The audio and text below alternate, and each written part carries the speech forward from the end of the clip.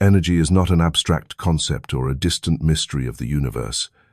It is present in every heartbeat you hear, in every breath you take, in every faint spark that crosses your mind. What you call the outer world is in fact only the precise arrangement of energy according to the way you resonate. What the ancients called the ancient secret has never been lost. It has only been veiled by forgetfulness, by the noise of daily concerns, and by the false belief that you are merely a passive bystander in this universe. In truth, you are not a spectator. You are the living instrument through which the entire universe plays its music. Every thought you nurture, every emotion you allow to grow within, is a command sent out to the surrounding field of energy. Do not think they merely pass by and vanish. They enter the invisible fabric where all forms are woven, and from there return in material shape, circumstance, and event. When you silently think that a day will be gloomy, that very thought opens the way for experiences that match such gloom to enter. When you quietly feel gratitude, even for the smallest thing, the energy of that gratitude radiates outward and attracts new reasons for you to be grateful. This is not superstition.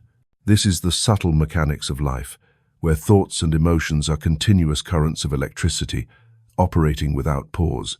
The ancient secret that sages once whispered to their students is this: energy does not obey empty words. It obeys the true vibration you emit. You may say aloud, "I am fine," but if within you is filled with anxiety, what the universe receives is still the frequency of unease. You may long for happiness, but if your heart silently awaits failure, then failure itself will come. Energy is not deceived by language. It only recognizes the clarity and accuracy of inner resonance, and this means you are in control far more than you imagine. Through thousands of years, this knowledge has been guarded, not to prevent humans from reaching it, but so that they would approach it with reverence. For when one comes near with greed, with the desire to seize and to control, the result is chaos. But when one approaches with humility, reverence, and harmony, transformation takes place. This is why the ancient masters did not proclaim it openly, but only transmitted it in silence, from teacher to student, like a stream flowing continuously through time. This secret can be expressed simply: every thought is a blueprint, every word is a decree, every emotion is a current of magnetism. Combined, they shape the landscape in which you live. If you wish to see this clearly, observe a single day of your own life. When the morning begins with irritation, immediately every situation of the day seems to reflect that irritation. Conversely, when you hold even a brief moment of gratitude, the entire day suddenly unfolds with strangely gentle events. This is not coincidence, but evidence that energy responds to you faster than you think. Mastering energy is not about forcing or controlling with raw strength. Water does not flow when gripped tightly in your hand. Light does not appear when you extinguish a candle to try to keep it forever. Energy is the same. It follows those who know how to surrender, to release, to step into attunement. Force only creates resistance. Harmony alone opens the flow. This ancient secret has existed within every natural phenomenon. The river does not roar to reach the sea, yet it arrives. The tree does not strain to sprout, yet spring still causes the green shoots to rise. If you have ever wondered why your life keeps repeating the same patterns, look at the frequencies you emit most consistently. That is the answer. It is not due to a cruel fate, but because the energy field simply reflects faithfully what you sustain longest in your mind. You are living inside a great mirror where nothing is overlooked, where every signal you emit returns with absolute precision. Understanding this, you will realize you are never powerless. You always have the right to adjust. The ancient secret of energy is not new. It is only new to those who have just awakened, and the moment you awaken is the moment the veil is lifted. You no longer see energy as something vague and distant, but as blood, as breath, as light that has always been there. You no longer ask whether it is real or not, but begin to ask, how will I use it? How will I resonate with it? All the wisdom passed down through story, through metaphor, through teaching, points to one truth. Energy responds to you right now. It does not wait until tomorrow, nor promise some distant day. It is answering every heartbeat you are feeling, every emotion you are nurturing. Once you understand, you stop searching outside and begin to look within, where the true flame is waiting for you to ignite. And from that moment, the mastery of energy is no longer a myth. It is the self-evident truth that you can touch in every action, every word, every breath. When you step into harmony, the whole universe moves with you. When you emit pure resonance, the world around you bends itself to reflect it. And that is the ancient secret, simple yet eternal. You do not merely live in the universe, you are co-creating each moment with it. Every thought you nurture in your mind is never harmless. They are like invisible seeds sown into the soil of reality. A single small thought can become a forest stretching across your entire life. When you complain, you plant the seed of lack. When you are grateful, you plant the seed of abundance. The universe simply reflects back like a perfect mirror. Whatever seed is sown, that is the fruit that will grow. Have you noticed that some people seem to always encounter trouble, one thing after another, while others appear to be consistently favored by fortune? That is not coincidence. It is the result of the whispers in the mind that they repeat every day. Chester, a merchant long ago, once lived in that cycle. He complained that the sun rose too early, that the wind damaged his goods, that customers were too few, that competitors were too many. And before long, everything he feared came true. What he called unlucky fate was in fact only the whispers in his mind, carefully staged by the energy outside into reality. But everything changed when Chester decided to try something different. Each morning, instead of frowning, he spent a few seconds being grateful for the sunlight, listening to the birds sing, smiling at a child who happened to pass by. At first, it was just a forced action, but gradually, genuine gratitude appeared. And when the frequency within him changed, the outer world changed as well. Suppliers became punctual, more customers came, and the warmth inside the shop made everyone who entered want to buy more. Around the same time, a weaver named Mabel followed a different path but reached the same truth. Every day when she went to the market, she silently blessed each person she met, from the baker to the children playing, to even the stray cats. She expected nothing, she only quietly scattered goodness. And something strange happened. Strangers helped her carry heavy loads, customers came from afar, and even when storms swept through, her goods were carefully protected by her neighbors. She never begged, she only gave, and the universe answered by multiplying what she had sown. You see, every whisper in your mind is a command for reality. When you repeatedly complain, you are vibrating with lack, and lack multiplies. When you whisper gratitude in your heart, you are vibrating with abundance, and abundance will come to you. It is a precise law, without favoritism, without exception. Pause in this very moment and ask yourself, in the past days, what have you whispered the most? Was it anxiety, dissatisfaction, comparison, resentment, or was it those gentle moments when you saw something small but beautiful and silently gave thanks for it? This is not a philosophical question. This is the question that determines how the currents of energy are moving around you. And right here, I want you to do something very small yet powerful. Leave a comment below. Simply write, "I am ready," or simply the number 1. Not only so that I know you are present with me on this journey, that presence is immensely precious to a content creator, but also so that you yourself declare to your own being that from now on, you choose to step into a new chapter. You choose for the whispers in your mind to no longer be voices of complaint, but voices of gratitude. Because when you speak out, write down, or simply think in your heart, "I am ready," you have already changed your frequency. It is the affirmation that you want to live differently, that you are opening the door for the energy of gratitude and blessings to flow in. And remember, the universe does not care for ornate or elaborate words. It only responds to the authenticity in the declaration.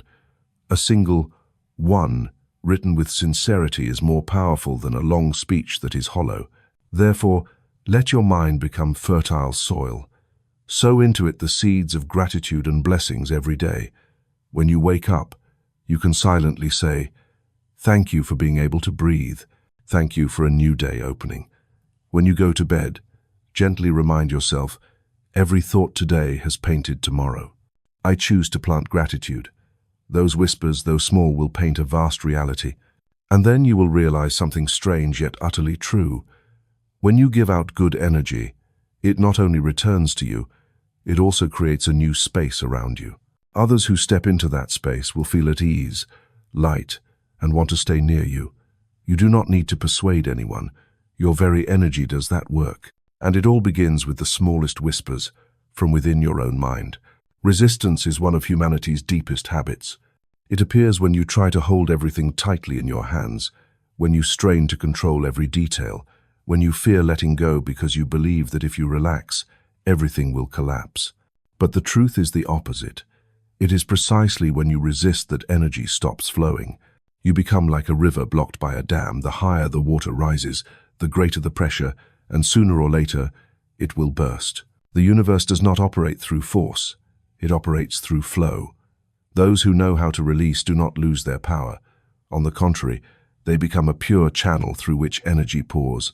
Ethel, a woman who longed for advancement, was a vivid example of the burden of resistance. Every day she arrived at the company early, stayed late, and poured all her strength into proving her worth.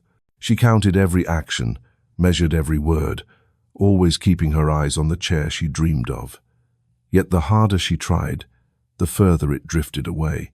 Others, who seemed to exert less effort, were given opportunities. She felt it was unfair, felt left behind, and the resistance within her grew heavier with each day.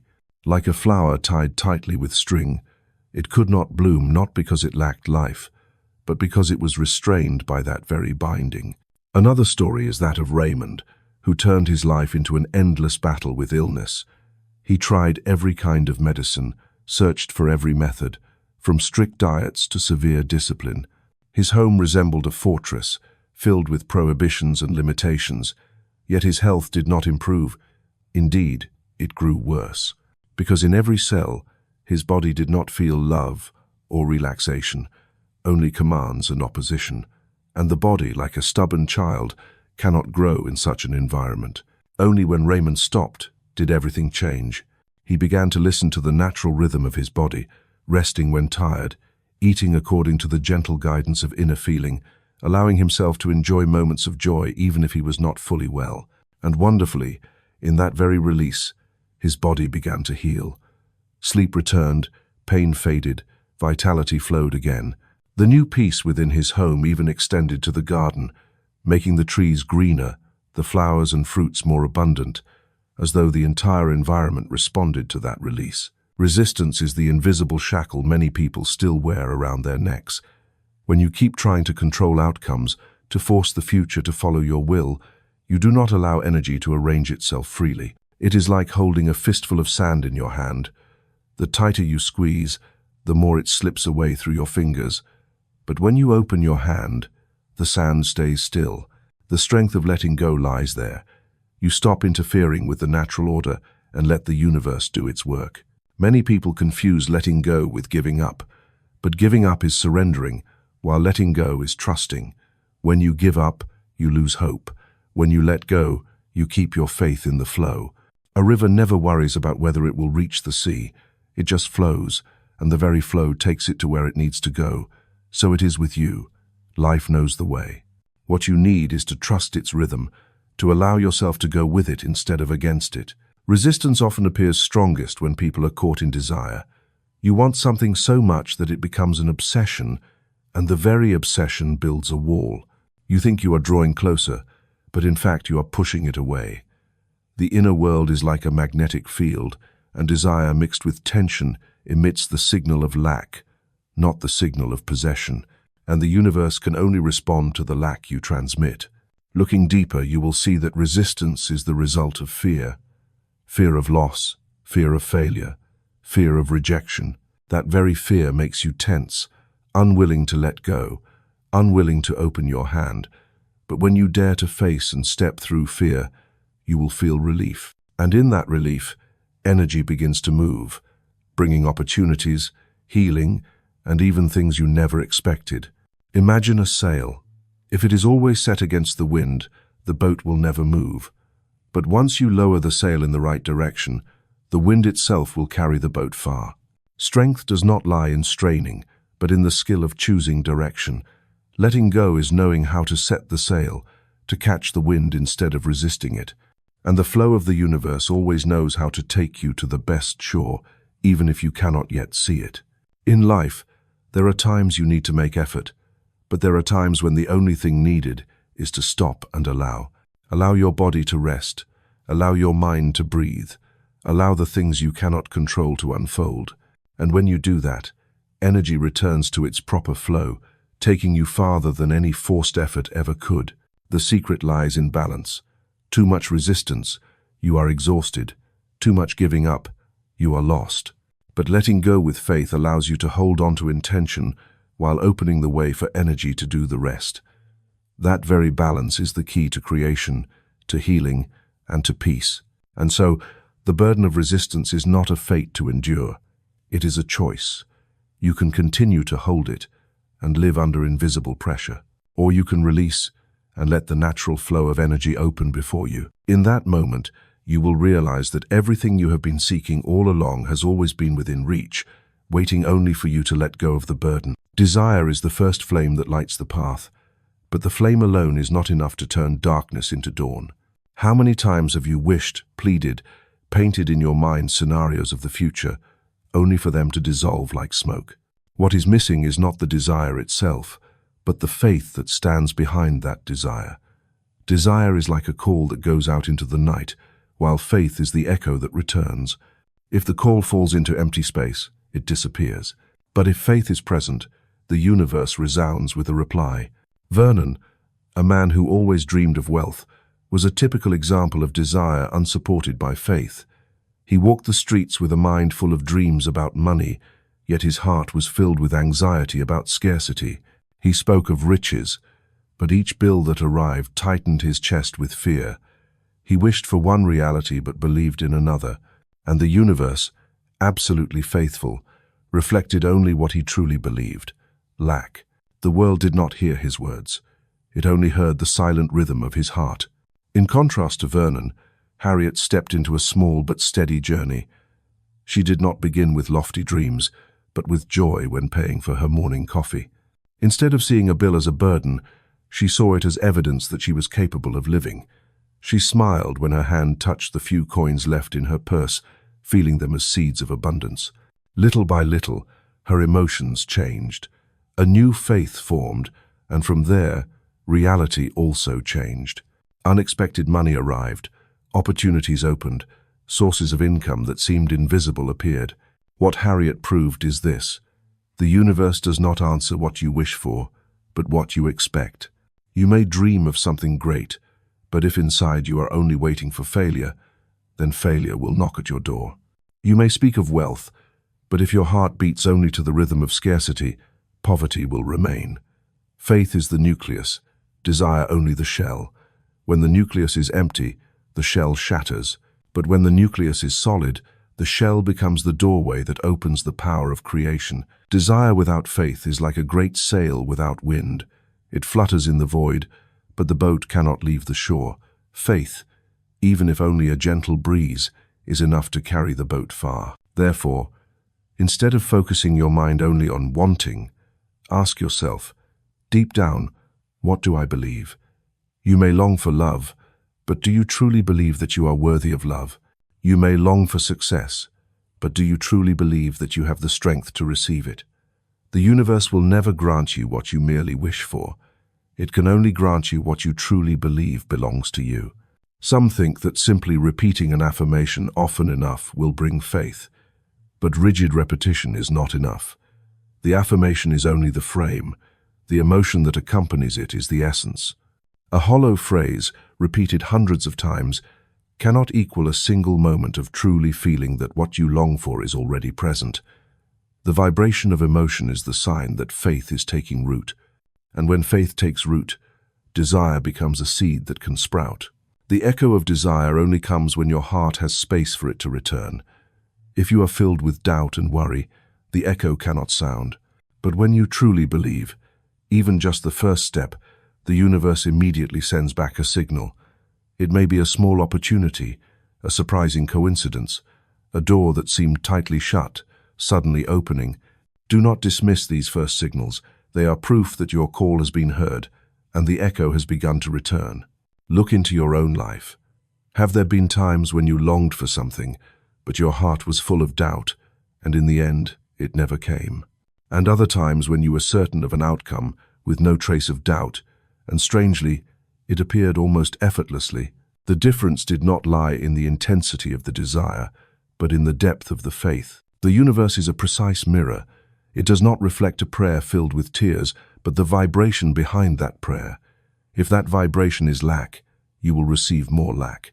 If that vibration is trust, you will receive fullness. This is absolute fairness. Whoever believes, receives. Whoever doubts, remains outside the door. When you understand this, you stop looking at desire as something distant to be conquered. You begin to look at faith within you as the true source of creation. Your task is not to desire more, but to believe more firmly. Not to pile up wishes, but to cleanse away the doubts that distort the signal. Desire is the call, but faith is the echo. When the two become one, you enter perfect harmony with the universe. From then on, without forcing, without struggle, life itself turns to bring you what you believe is yours.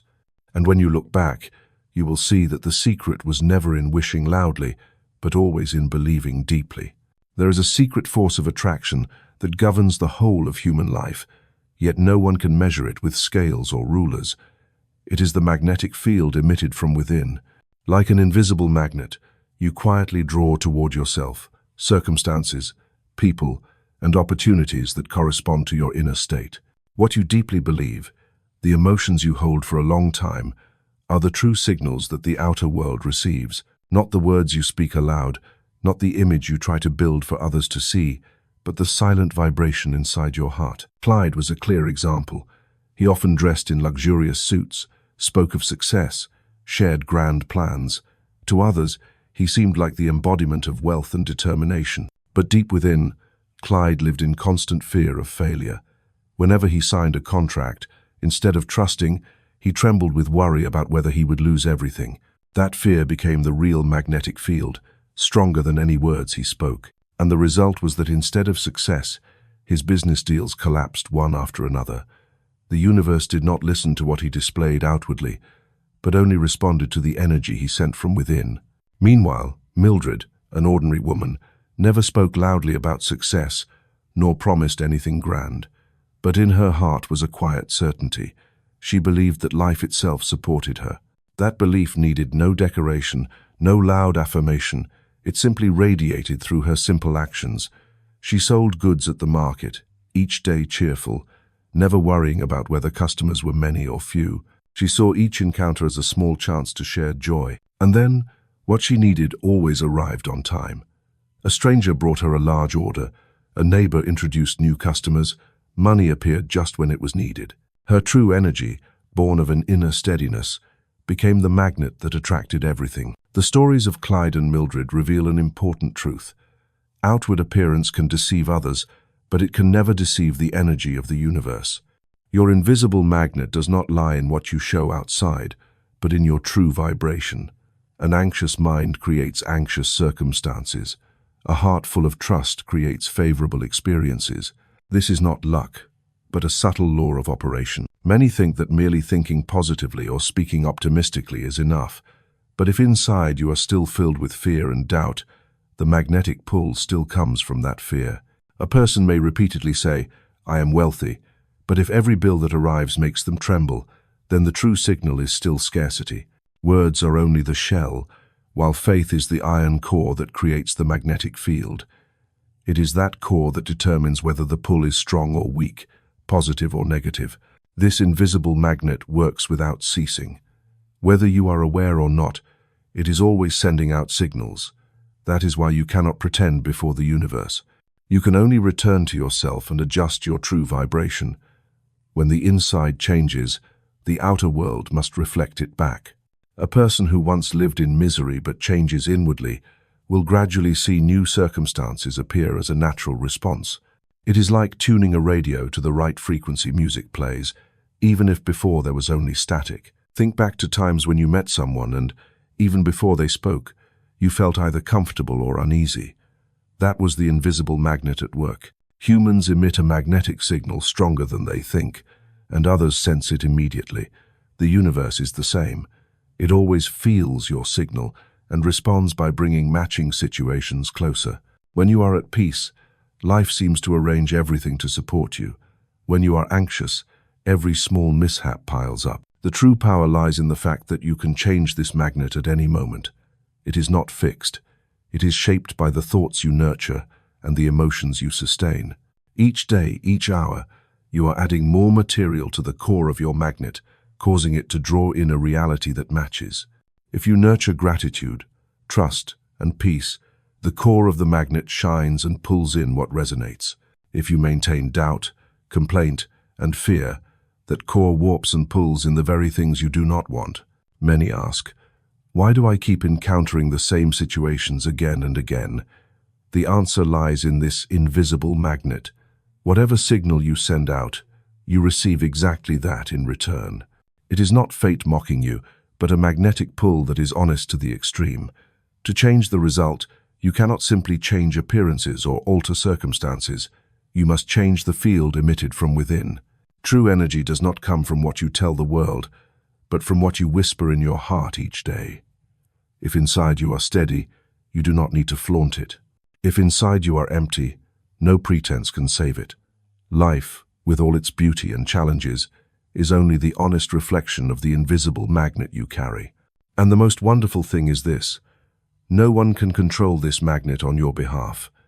You are the only one holding the key. When you realize this, you stop blaming external conditions. You turn inward, adjust the signal, and see that the world changes in response. From then on, you no longer fear what will come, because you know that your inner being is the true source of the pull, the invisible magnet that is you, at the deepest level. It never sleeps, never turns off, and always reflects the truth within. When you choose trust over doubt, peace over unease, gratitude over complaint, you turn yourself into the strongest magnetic field. And then, without force, without struggle, good things are drawn to you as surely as iron is drawn to a magnet unable to resist. There are commands that require no shouting, no threats, yet the universe still responds with absolute precision. They are commands issued from stillness, not the silence of weakness, but the stillness of certainty, like a mountain standing tall through countless storms without ever being moved. Human energy is not determined by the volume of the voice, but by the firmness of the faith within. Imagine a rushing river. If you struggle, scream, and resist, you quickly exhaust yourself.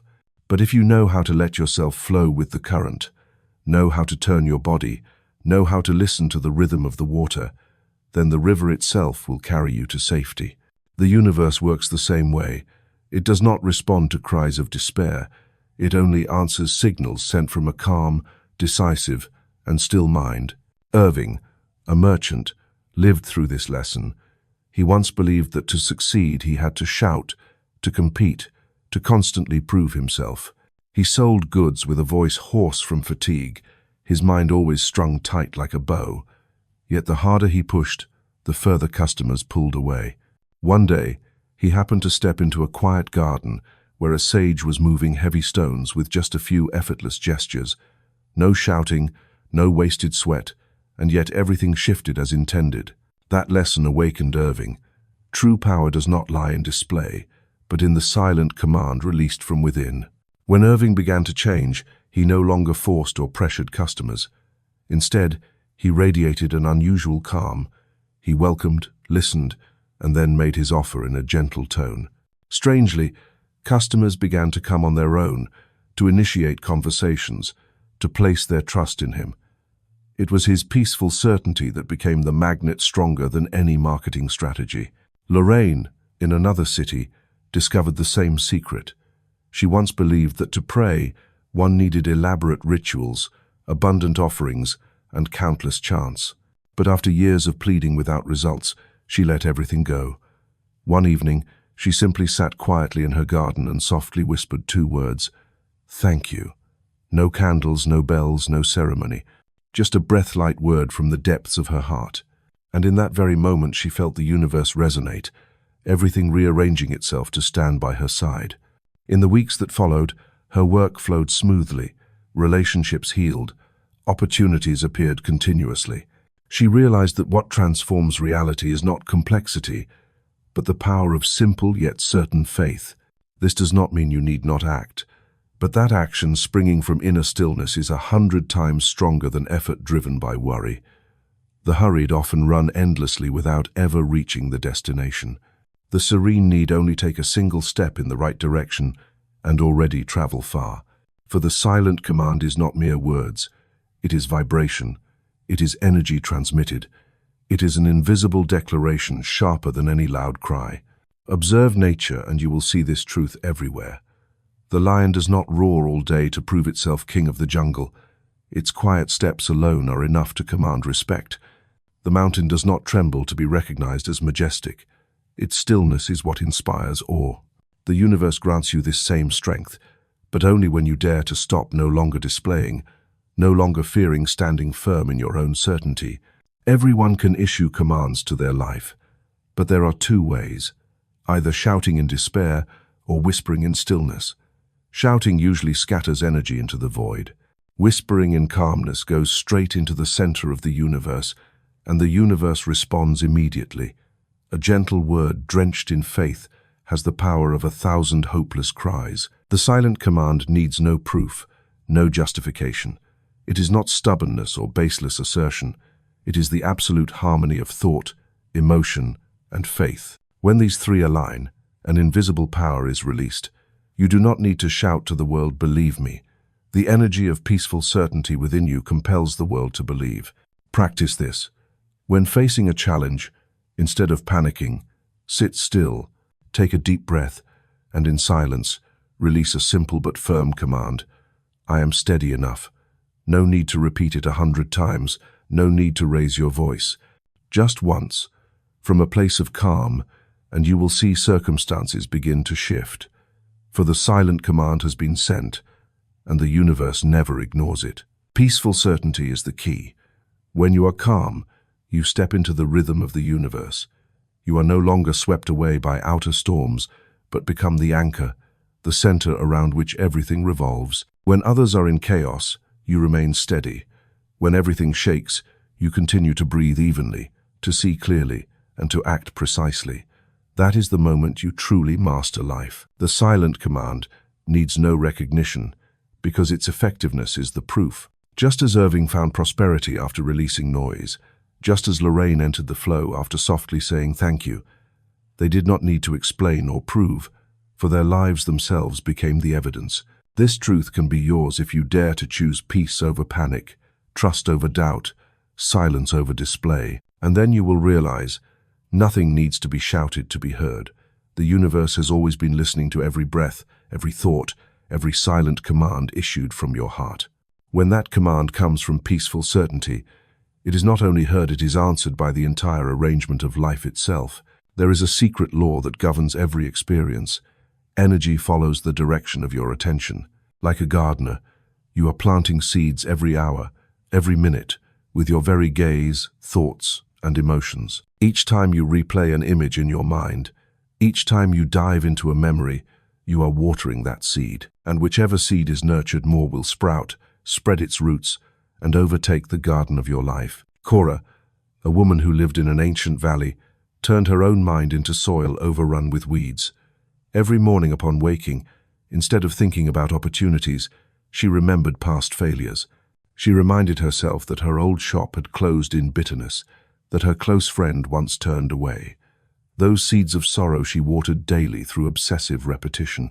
Before long, her life resembled a garden thick with thorns. Any new seedling that appeared a proposal, a chance for collaboration, a relationship was quickly smothered by the weeds, unable to grow strong. The way Cora tended her garden is not so different from the way many people treat their memories. We think we are merely recalling, but in truth, we are replanting. Each recollection infused with emotion is a drop of water poured onto old roots, and by natural law, the seed that is nurtured will grow, whether it is a seed of joy or of fear. In contrast, Wilbur, a merchant from the same village, chose to cultivate differently. He did not deny his failures, but he did not water them. Instead, He focused on even the smallest but brightest things: a compliment from a customer, a successful transaction that day, even just a quiet moment listening to the wind through the trees. He acknowledged, cherished, and let those things take more space in his mind. The result was that his garden blossomed. Customers returned more often, opportunities arrived on their own, and his life became a land full of fragrance and color. From these two stories, a clear truth emerges. Where nurtured, there it grows. Attention is the water of the soul. You cannot water the seed of negativity and expect to harvest sweet fruit, nor can you neglect the seed of positivity and hope it will somehow grow into a great tree of shade. The choice lies in your hands, in the very moment you decide where to direct your attention. Attention is like sunlight. It ripens fruit if it shines on the crop, but it can also make weeds thrive if it falls on harmful seeds. And the wonder is that you always have the power to turn that light. You cannot change what seeds were sown yesterday, but you can decide which ones to water today. When you change the focus of attention, you change the future that is already sprouting. The problem is that humans tend to focus more on the negative. One criticism can haunt them for months, while 10 compliments pass by in an instant. One failure can replay 1,000 times in the mind, while successes are dismissed as natural. Such use of attention is no different than giving the most fertile soil to the worst seeds. To change your life, you must discipline your attention. When your mind drifts toward fear, gently pull it back toward trust. When a negative memory returns, let it pass without pouring more water. Instead, find another seed to nurture, a moment of gratitude, a small joy, a bright hope. Just a single drop of positive attention, if sustained, is enough to revive the whole garden. This is not vague. Neuroscience has proven that the human brain creates thought pathways. Each time you focus on a thought, you reinforce that pathway, making it easier to repeat. The more attention it receives, the stronger it becomes. That is why those trapped in pessimism increasingly see life as dark, but those who train their attention toward light increasingly see life as expansive. Try observing yourself. In a day, what do you pay more attention to? Do you focus on what you lack or on what you already have?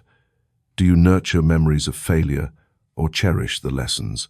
Do you dwell on others' flaws or on their strengths? The answers to these questions are the predictions of what your life's garden will look like in the years ahead. No one can avoid sowing bad seeds. We have all felt pain, disappointment, failure. But the difference lies here. Do you water those seeds, or do you let them wither and die away? No seed survives without being fed by attention, and no seed stops growing if it is watered every day. Attention is a power. It is like the key that unlocks your reservoir of energy. You can use it to open the door of a prison or to open the gate to a blooming garden, and no one but you holds this key. Whatever the external world may be, the final choice lies in where you shine the light of your mind. When you understand this, you stop blaming life. You realize that often you are living in gardens full of thorns, not because fate is cruel, but because you have cared more for the thorns than the flowers. And when you realize, you can change. You do not need to erase all weeds at once. Just water a little more each day, the seeds of positivity. Then one day, the garden will transform its face. Imagine each morning, you choose one thing to focus on. It may be as small as sunlight streaming through the window, the song of a bird on the porch, or the first deep breath of the day. Let that become the seed you water with your attention. And throughout that day, whenever your mind wanders into darkness, bring it back to this seed. Gradually, you will see the change. Bright things will begin to multiply. Beautiful opportunities will appear more often. This is not illusion, but the operating law of attention. Wherever nurtured, there it grows. If you want your life to bloom, care for the seeds of light. If you want peace, water faith instead of fear. If you want happiness, nurture gratitude instead of dissatisfaction. Your garden will always reflect this choice precisely, and the only land you truly own is your attention. A river never flows straight from its source to the sea. It always winds, shifts direction, and forms unexpected bends. And it is precisely there that it keeps its freshness, carries silt to enrich the land, and sustains the life of both banks. If a river tried to run straight, It would dry up or burst apart. Human life is the same. Change is not a disaster, but an immutable law, the necessary bend that allows you to go further. Leonardine once believed that keeping everything the same was the only way to protect herself. For years she repeated the same routine, walking the same road every morning, speaking to the same few acquaintances, living in unchanging habits. She believed that the fewer the changes, the fewer the risks. But one day, her village shifted. The old well from which she drew water was swept away by floods. Neighbors one by one moved elsewhere. The familiar road became a new construction site. Her resistance turned every change into a wound. The more she clung, the more she suffered. Only when she was forced to let go did she realize a truth. Change does not come to destroy, but to open new space for life. Gerald, a merchant in the nearby town, also learned this lesson in another way. When he lost his entire business, he threw himself into rebuilding exactly what he had once had. The same shop, the same goods, the same methods of management.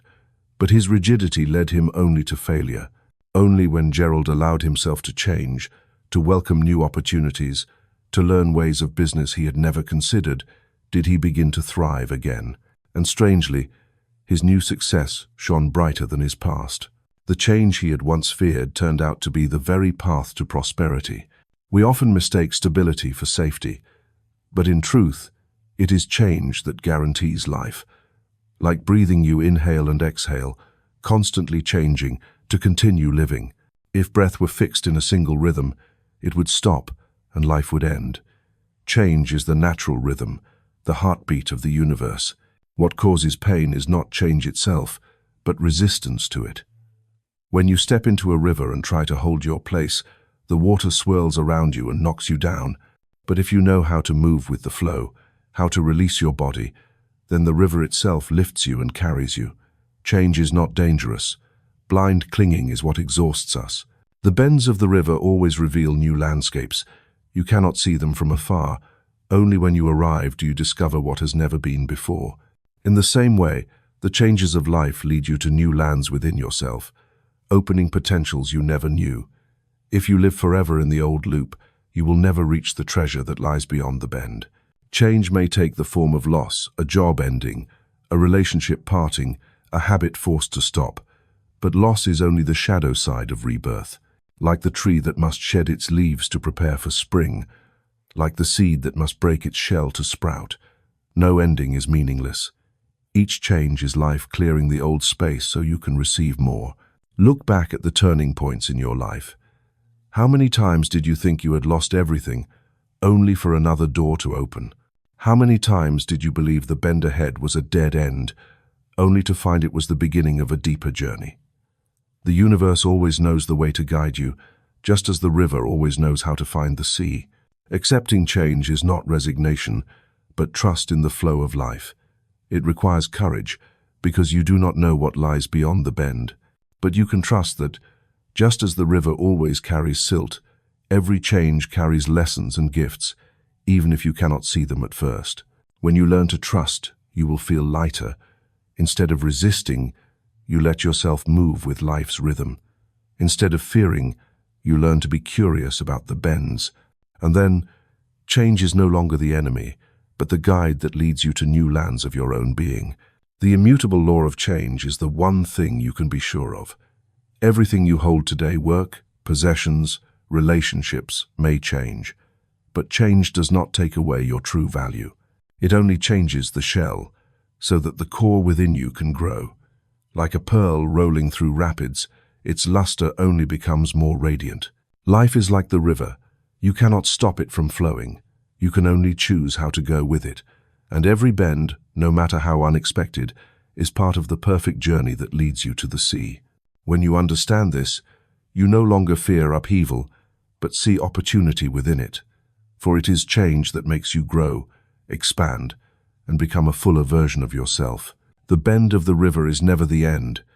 It is only the universe's way of reminding you that you were not born to stay still, but to keep flowing, keep growing, keep changing. And in that immutable rhythm, you lose nothing, you are only endlessly renewed. One of the greatest illusions that keeps people living in anxiety is the belief that everything is scarce. Money is scarce. Opportunities are scarce. Love is scarce. With this mindset, they live like those who hoard scraps, fearing that tomorrow nothing will be left. But the truth is entirely different. The universe never runs dry. It is like an endless ocean. The more you draw, the more there is. The more you give, the more it overflows. It is the belief in scarcity that builds walls separating you from the hidden treasure that has always been available. Edna, a woman living in a seaside town, spent her days counting every small coin. Each time she spent, she sighed as though she were losing a piece of her life. She believed there was only so much, and if it was gone, there would be no way to live. Yet she saw her neighbors, who were not much wealthier than she, living with ease, with generosity, and seemingly always attracting good things. Within Edna arose a question: why did they not worry as she did, and yet live more abundantly? The answer came through Warren, a fisherman known by everyone in the village. He had only a small boat, yet every morning he set out to sea with unshakable faith. The ocean never runs out. When others hesitated, fearing a poor season of fish, he still rowed out smiling. And strangely, his nets were often fuller, his journeys luckier. He shared fish with neighbors, gave some to poor families, and never calculated loss or gain. Strangely, the more he gave, the more generous the sea became. From this story, Edna gradually understood something. The universe's treasure is not measured by coins locked in a chest, but by the faith you plant within. Those who believe the world is scarce see only lack everywhere. Those who believe the world is abundant see opportunities and gifts appear continuously. This is not illusion, but the law of energy. Scarcity is in truth a mask. Like a cloud hiding the sun, it makes you think the light is gone, while the sun still shines brightly. The universe has always been abundant. It is only a matter of whether you recognize it and open yourself to receive.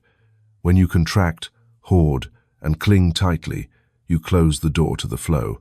When you open, trust, and share, you activate circulation, and wherever there is circulation, there is growth. The hidden treasure is not in some faraway place. It is right around you, in every breath, every event, every encounter. Each time you recognize something good, you open a small door into that treasure. Each time you give thanks, you dig deeper into the infinite spring. The more you tap, the more you realize there is no limit. The only true limit is the mindset that believes in lack. Think about the air you breathe. Have you ever feared that by taking a few deep breaths today, there would be no air tomorrow? No, because you believe air is infinite. You breathe in freely, exhale naturally, and therefore are always provided for. Energy, money, love operate exactly the same way. When you believe they are infinite, you breathe with them, flow with them, and you will never lack. The truly wealthy are not those who hoard the most, but those who feel assured that they live within an inexhaustible supply. Such people are not hurried, not anxious, but act with calm. And that calm opens more opportunities, attracting more blessings. Meanwhile, those who clutch the fear of scarcity always see things slip through their hands, because their energy itself becomes a knot that blocks the flow of the universe. This hidden treasure is not only money. It includes love, creativity, health, joy. All follow the same law. When you believe love is scarce, you close your heart, and you indeed experience loneliness. When you believe love is abundant, you radiate warmth, and love comes to you from everywhere. When you believe ideas are scarce, you feel stuck.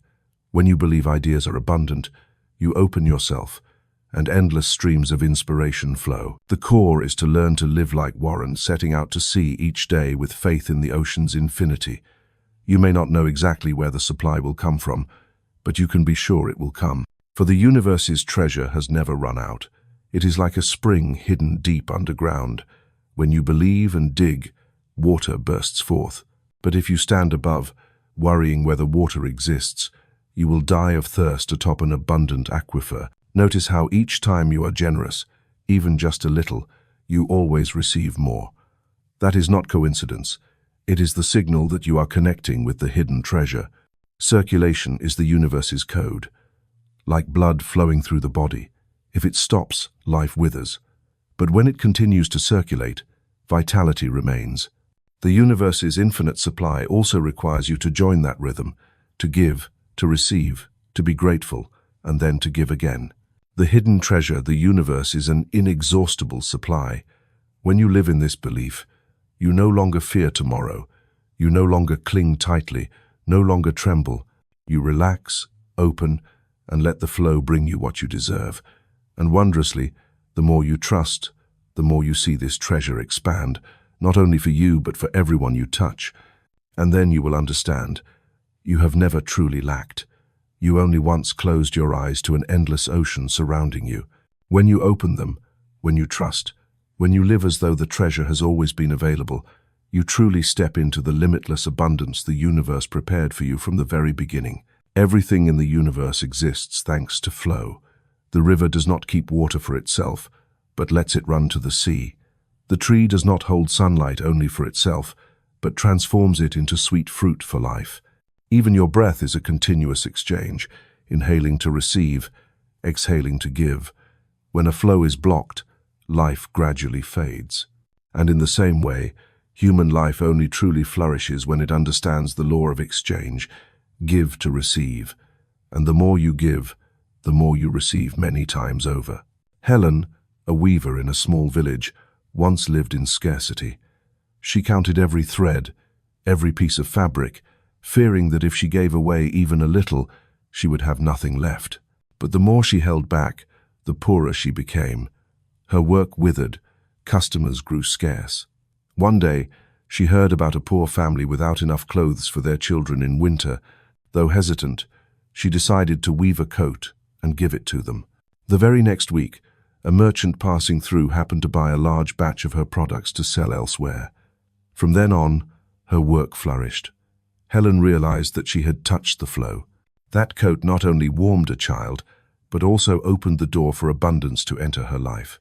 John, a businessman in the city, also once lived with a hoarding mindset. He accumulated wealth, saved every penny, thinking only of preservation for himself. Yet the more he stored, the more anxious he became. The greater his riches, the greater his fear of loss. When his company hit a crisis, he lost nearly everything. In despair, John tried something opposite. He used the small amount of money left to help a few struggling employees. No one expected that this very act would earn their loyalty, and together they lifted the company back up. From that rebuilding, John restored his career, even stronger than before.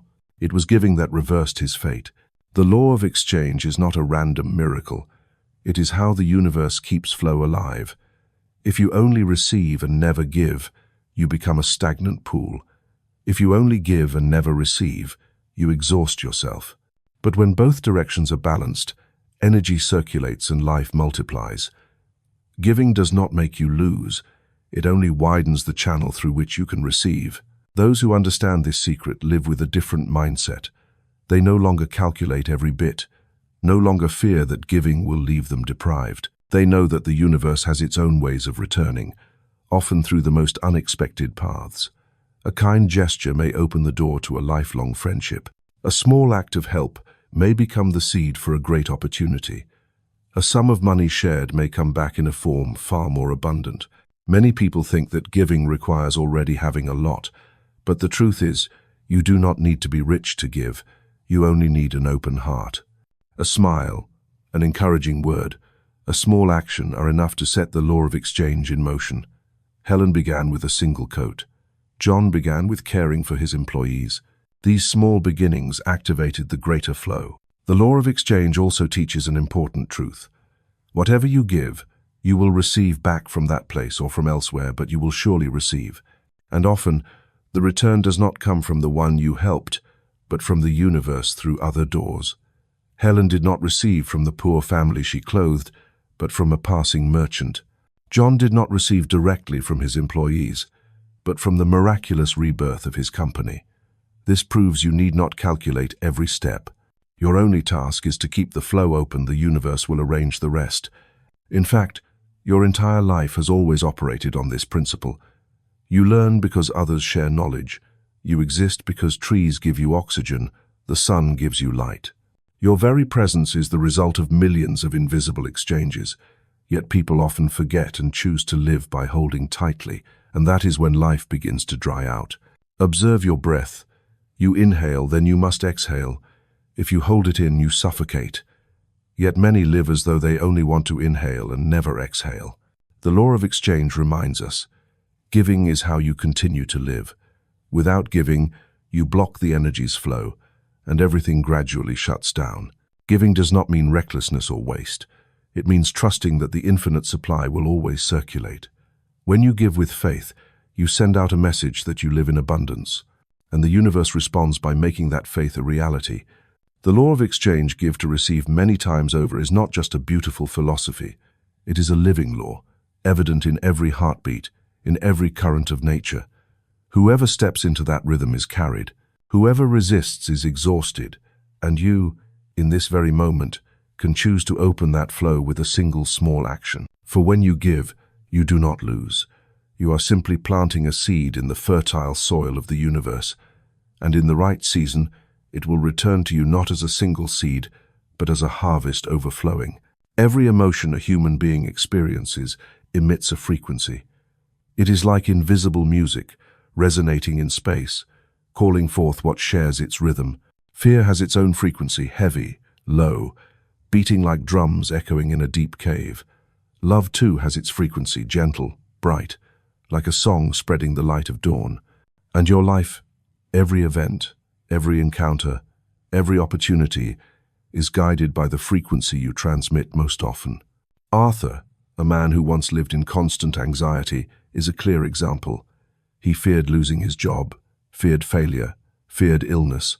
Fear surrounded him like an invisible net, so that even when opportunities appeared before his eyes, he dared not take them. Once, his friends invited him to invest in a small project. Arthur instantly saw visions of losses, bankruptcy, ruin, and in the end he refused. Yet that project later became a spectacular success, changing his friends' lives. Arthur looked back and realized it was the frequency of fear that made him miss the greatest door of his life. In contrast, Eliza, a simple baker, radiated the frequency of love. She loved every loaf she baked, loved every customer who stopped by, loved even the flour that dusted her hands. That love spread like the aroma of warm bread, drawing people irresistibly to her little shop. Without flashy advertisements, customers came in growing numbers. One day, a merchant happened to pass by, felt the warmth of that place, and proposed a partnership to expand. Her tiny bakery gradually became a well-known brand. It all began with the frequency she emitted, the frequency of love. This shows that fear and love are two opposing waves, but you can only transmit one wave at a time. When fear dominates, you vibrate at a lower level and attract circumstances of the same level. When love radiates, you step into higher ground and attract more radiant things. The universe does not judge. It only responds precisely to the frequency you are transmitting. Fear exerts a strong pull because it is rooted in the instinct for survival. But if you live your whole life at that frequency, you will only draw more situations that frighten you. Those who fear losing money continually face lack. Those who fear illness live endlessly under its shadow. Those who fear abandonment continually encounter unstable relationships. This is the faithful reflection of frequency. Meanwhile, love opens an entirely different field of energy. It is not only romantic emotion, but a way of seeing life with trust, gratitude, and reverence. A person living in love feels safe even when nothing is certain, feels abundant even when holding little. That very frequency makes them a magnet for blessings. An opportunity, a person, a resource all come their way because they resonate with that frequency. You must try listening to the voice inside yourself. When you stand before a decision, at what level is your mind vibrating? Do you hear the whisper of fear or the warm rhythm of love? Fear often speaks loudly, hurried, urgent. Don't do it. It's too dangerous. Love speaks more softly, but steadily, firmly. Go ahead. The flow will carry you. And the difference of your entire life lies in which voice you choose to hear. Choosing love does not mean denying fear. It means recognizing fear, but not letting it lead. You stand at a higher frequency, watching fear pass by like a drifting cloud, while keeping the light of dawn in your heart.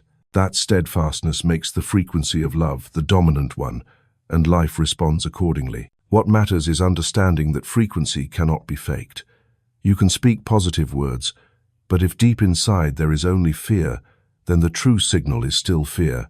Frequency does not come from the mouth, but from the heart. That is why change must begin within. When you genuinely cultivate love, gratitude, and trust, your frequency automatically shifts, and the world around you shifts with it. The frequency of love has a special power. It rises above fear.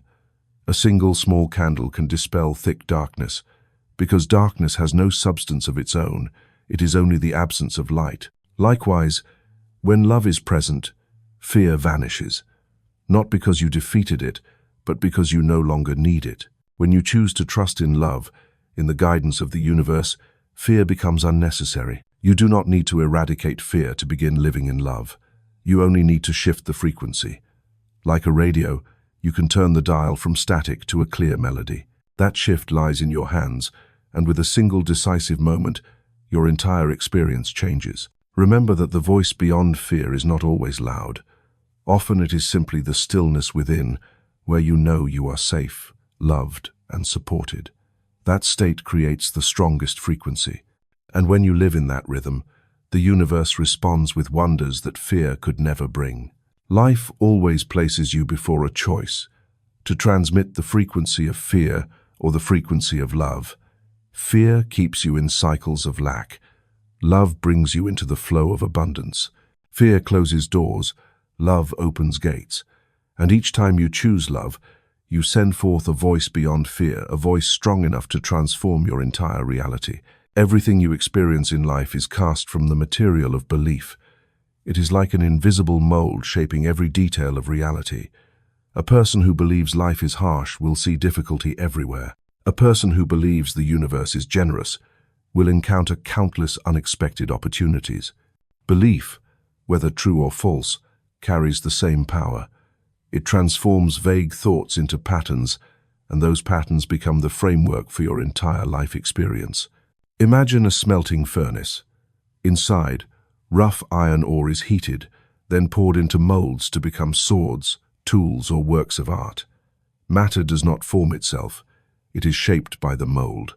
Likewise, the energy of life does not decide its own form.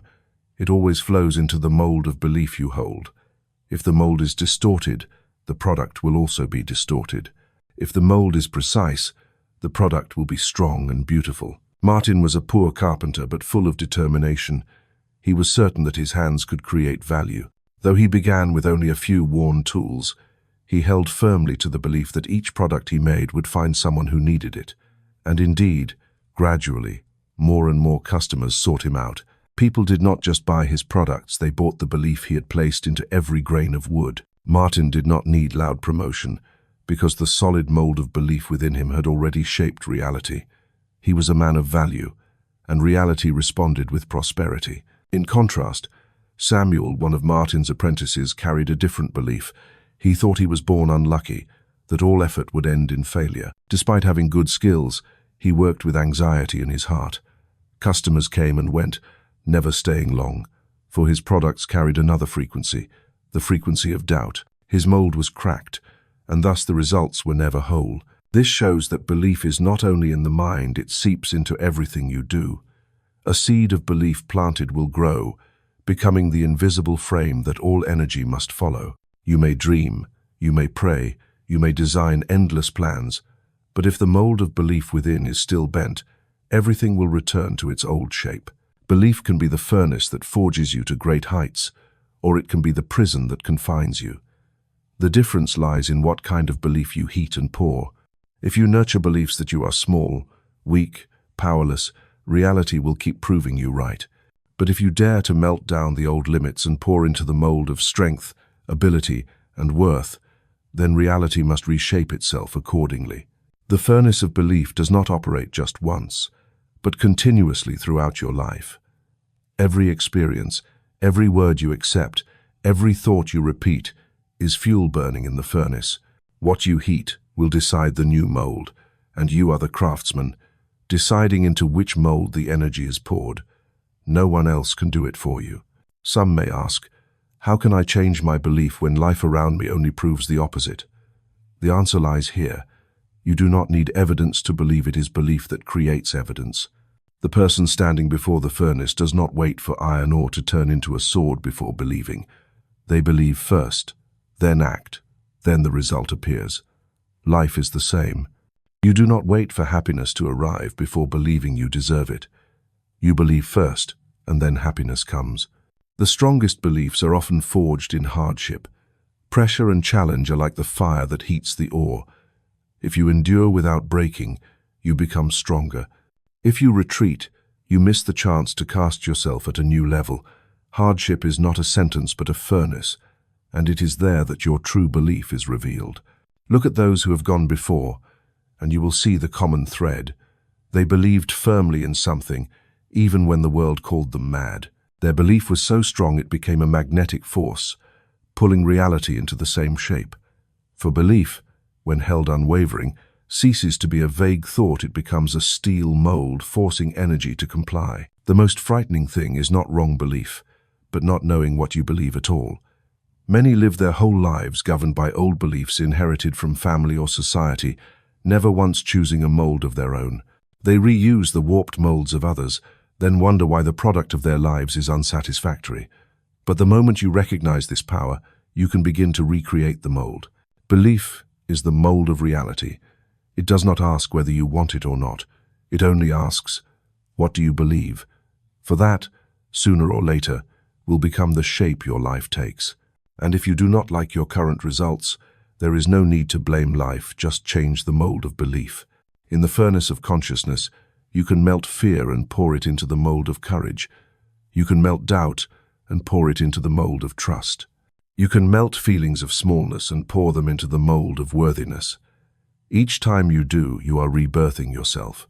And then, when you step out of that furnace, you will see life no longer as a series of random events. It is the masterpiece you created, from the mold of belief you chose. If you want a new reality, light the fire of that furnace today and pour your entire heart into the new mold. Words are not merely tools of communication. They are energy, signals, codes etched into the flow of reality. Every word you speak is like an arrow shot. It never returns to the archer's hand, but finds its way to a corresponding target. Words do not disappear. They weave invisible patterns in space, and those patterns become commands to the universe, compelling energy to arrange itself according to the template you have created. A person who constantly speaks of scarcity, of failure, of injustice, will find their life filled with those very experiences. Not because they are punished, but because the words they release shape the field of energy surrounding them. In contrast, someone who uses words to affirm life, to plant hope, to speak of possibility, will find the universe responding with opportunities, support, and even miracles. Clara, a young teacher, is a clear example. In her early days in the classroom, she often blurted out, "I can never control my students." Those words, repeated again and again, became commands. The students in her class grew more unruly, more inattentive. All efforts at control were futile, for she had unknowingly engraved chaotic patterns with her words. Only when Clara changed, when she began to say, "My classroom is becoming more orderly, my students are becoming more focused," did the atmosphere truly shift. The students became more attentive, more engaged, for new words had carved new patterns. Or take David, a businessman. For a long time he often complained, "This market is nothing but unfairness. Everything I do fails." Those words were like a hammer striking the mold again and again, leaving reality with no other shape but failure. Only when David disciplined his words, permitting himself to speak only of opportunity, of potential success, did he see things change. Old clients returned, new contracts opened up, and his business revived. Words, once spoken, spread like waves.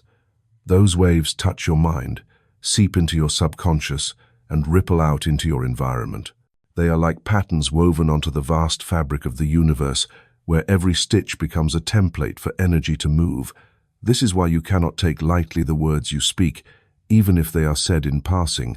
Every word carries weight, every sound carries vibration. The danger is that many use words carelessly. They bury themselves under phrases like, "I can't do anything," "I'm unlucky," "things always go wrong." These words become negative mantras, endlessly sown into space, returning exactly as declared. They do not realize they are commanding the universe with their own despair. In contrast, those who understand the power of words use them like stitches embroidering patterns. They affirm, "Things are unfolding in my favor. I always meet the right people at the right time. I am living in abundance." And those words, repeated with faith, engrave brighter patterns. The universe, faithful as a mirror, reflects the exact template back. Words also carry the power to heal. A single word of encouragement at the right moment can save a person from despair. A sincere word of gratitude can soothe a parched heart. A positive affirmation can open a door someone never dared to imagine. Words are commands, but they are also medicine. And not only with others, the words you speak to yourself hold even greater power. The subconscious hears every phrase you mutter to yourself and records it as truth. If you constantly tell yourself, "I am inadequate," the subconscious will turn that into lived reality. But if you say, "I am worthy," "I am strong enough," those very patterns will imprint on the mind and gradually shape life. The patterns of words are not only found in long sentences. Sometimes a single word can shift the flow entirely. The word "thank you" is simple, yet carries unlocking energy. The phrase, "I believe," is gentle, yet it vibrates an entire frequency band. Short words, when spoken with sincerity, are the quickest summons of energy. What must be remembered is that words must be joined with belief. An empty phrase holds no power, but when words are spoken from firm conviction, they are like flaming arrows, flying straight into space and inevitably finding their mark. Clara and David changed reality, not merely by changing words, but by letting belief saturate every syllable. Ask yourself, what patterns are you engraving with your words? Do they lead you into brightness or weave darkness? Do they open doors to opportunity or erect walls of limitation? The answer lies in the words you speak each day. For the universe does not distinguish between jest and seriousness, it only receives commands. Words are commands to the universe. Choose them as a master. Craftsman chooses threads to embroider the fabric of life. Let every sentence you speak become a pattern of vitality, abundance, and peace. And then, when you look back, you will see your life woven with radiant threads, because you learned to use words to command the universe, and the universe obeyed. The world never operates as a stage separate from you. It is like a vast mirror, faithfully reflecting every vibration, every belief, every inner emotion. What you see out there is not random, it is the response of the energy field you are transmitting. The law of reflection leaves nothing out. It is silent but absolute, and when you understand it, you no longer blame circumstances but instead turn inward to adjust the roots. A person who always believes they are abandoned will continually see signs of abandonment. Lovers grow distant, friends act indifferent, colleagues seem cold, not because the whole world is against them, but because they carry within themselves the image of being abandoned, and the universe only faithfully reflects that image. Conversely, someone who believes they are loved will see evidence of love everywhere. A caring word, a timely opportunity, a hug arriving at just the right moment. It is the inner world that decides what the outer mirror reflects. The story of Margaret is a vivid example. For many years, she repeated within herself, "I am always deceived." And so it was one relationship after another ended in betrayal. Only when Margaret realized that what she needed to change was not men, but the ingrained belief inside her, did everything shift. She began affirming that she deserved honesty, that she was worthy of pure love. Not long after, the outer mirror changed.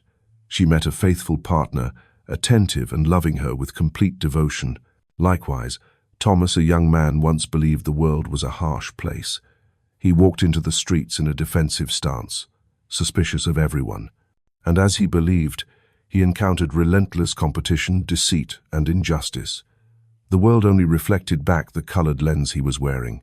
When he began to change, focusing on opportunity, learning to trust in cooperation, he discovered that the world also had helping hands, people ready to support, doors wide open. The law of reflection shows no favoritism.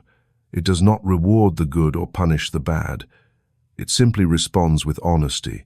If within is chaos, the outside will be tangled. If within is peace, the outside will gradually arrange itself. This is why two people can live in the same situation, yet have completely different experiences. One with a fearful mindset will see proof of fear everywhere. Another with a trusting mindset will see proof of faith in the very same circumstance. The outer world is only a mirror, yet many people try to change the mirror instead of changing the true image. They exhaust themselves adjusting circumstances, controlling people, forcing events, while the root remains the same. It is like looking into a mirror, seeing wrinkles, and trying to wipe the glass instead of caring for yourself. The mirror only reflects. It does not create the image. To change the image, you must change the source. The law of reflection is also an opportunity to recognize yourself.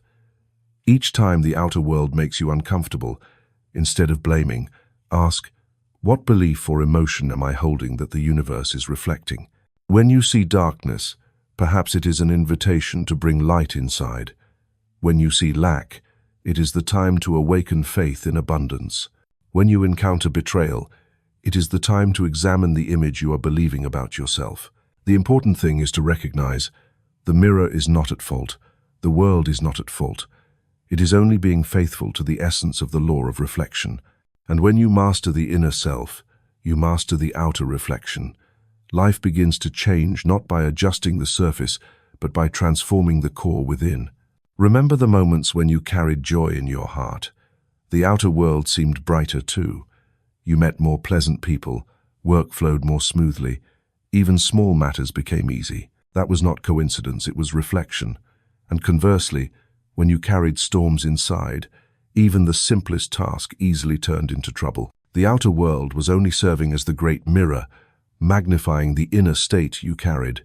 The law of reflection is an invitation for you to take responsibility for life. Instead of waiting for the world to change, you proactively change your inner self. Instead of blaming circumstances, you look at the beliefs and emotions you are nurturing. And the miracle is, when the inside shifts, you do not need to force the outside world. It automatically rearranges to match the new image you are holding. When you understand the law of reflection, you see life as a continuous classroom. Every situation out there is a lesson, showing you what pattern you are holding. And when you correct within, the lesson outside dissolves. There is no more fleeing or fighting, but rather learning to look directly into the mirror, thank it, and then transform yourself. The outer world is only a mirror of the inner self. When you learn to love yourself, the world reflects love. When you learn to trust, the world reflects opportunity. When you learn to be grateful, the world reflects abundance. There is no need to search too far, no need to knock on outside doors. Simply turn inward, adjust within, and the mirror will show you a new image. That is the power of the law of reflection, the power that turns you into the creator rather than the victim. For from the moment you realize the root lies within, you already hold the key to transform your entire life. Every thought you release, every word you utter, every emotion you send out does not vanish into nothingness. They are like ripples spreading across the surface of water, traveling outward only to eventually return to their point of origin. This is not a poetic idea, but a subtle law of energy. Every vibration completes its cycle and comes back to the very one who released it. Imagine an arrow you shoot into the sky. No matter how far it flies, it remains under the pull of gravity and will return to the ground. In the same way, the energy you create, whether through thought, word, or action, is drawn back to its source. If you release anger, those burning arrows will circle back and scorch your own soul. If you release love, those gentle waves will return to you, nourishing you with the softest light. Ruth was someone who never stopped judging. Anyone who passed by became the subject of her cold remarks. She believed that by criticizing, she proved her wisdom above others.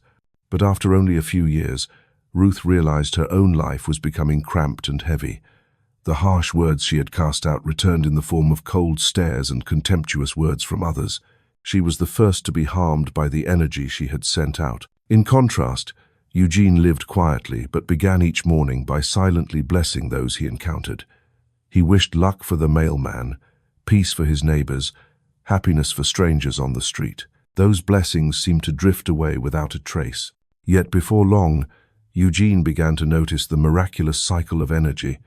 Those silent blessings returned in the form of unexpected opportunities, helping hands arriving just in time, and a deep serenity in his heart. This proves a principle: nothing you send out is wasted. Whether positive or negative, it will find its way back to you. The universe is simply a perfect feedback system. It does not distinguish. It does not choose. It only returns the exact frequency you released. If you sing a note, the wall will echo that sound back. If you sow a seed, the soil will return the same kind of plant. This is absolute justice, a justice that requires no human laws to enforce. This also means that you are living in the very environment you yourself have created. The experiences you encounter are not random accidents or tricks of fate, but the results of energy circles returning. Those who sow mockery will receive mockery. Those who sow trust will receive trust. Those who sow doubt will receive betrayal. Those who sow love will receive reflections of love in one form or another. If you observe life carefully, you will see that every relationship, every situation, is a mirror reflecting the energy you once sent out. A friend's betrayal may be the returning circle of the doubt you harbored. An unexpected act of kindness may be the returning circle of blessings you once gave. Everything comes back, whether or not you remember its origin. Therefore, instead of asking, "Why did this happen to me?" try asking, "What did I send out that is now returning?" This question brings you back to the center of personal responsibility, where you are no longer a victim but the creator. When you see the origin, you will also understand how to change. To receive something new, you must first send out something new. The returning circle of energy also carries a reminder of patience. Just as seeds need time to sprout, the energy you release also needs time to complete its cycle and return. Do not think that a kind act today must immediately yield a reward tomorrow. Do not believe that a fleeting positive thought can instantly transform circumstances. Everything operates on its own rhythm, precise but never rushed. Faith and perseverance keep you on the right path until the circle returns at the right time and place. In this larger picture, you will find a deep comfort. You need not cling to revenge, nor fear that justice will not be served. Everything is already accounted for in the unchanging cycle of energy. Those who sow harm will inevitably face their own results, not through punishment, but through the exact principle of feedback. And those who sow goodness will reap fruits not as a privilege, but because that is the law. Imagine that each day as you walk, behind you a chain of circles is silently expanding. You may not see them immediately, but they are still spinning, still finding their way back. Perhaps a circle you released years ago is only now returning, or perhaps one from yesterday has already reached your door today. Life is an invisible web of overlapping circles, constantly weaving the picture of experience you are living in. The remarkable thing is, when you learn to send out energy consciously, the returning circle becomes a tremendous source of power. Every loving thought, every positive word, every kind action is a circle of light you release into the universe. They not only come back to you, but also create a better environment around you, where others too benefit. In this way, you become the center of a network of blessings, both the sower and the reaper. The returning circle reminds you of a simple truth: never underestimate what you send out. A word of encouragement, a compassionate look, a small act of goodwill can open vast circles that return to lift you at the most unexpected times.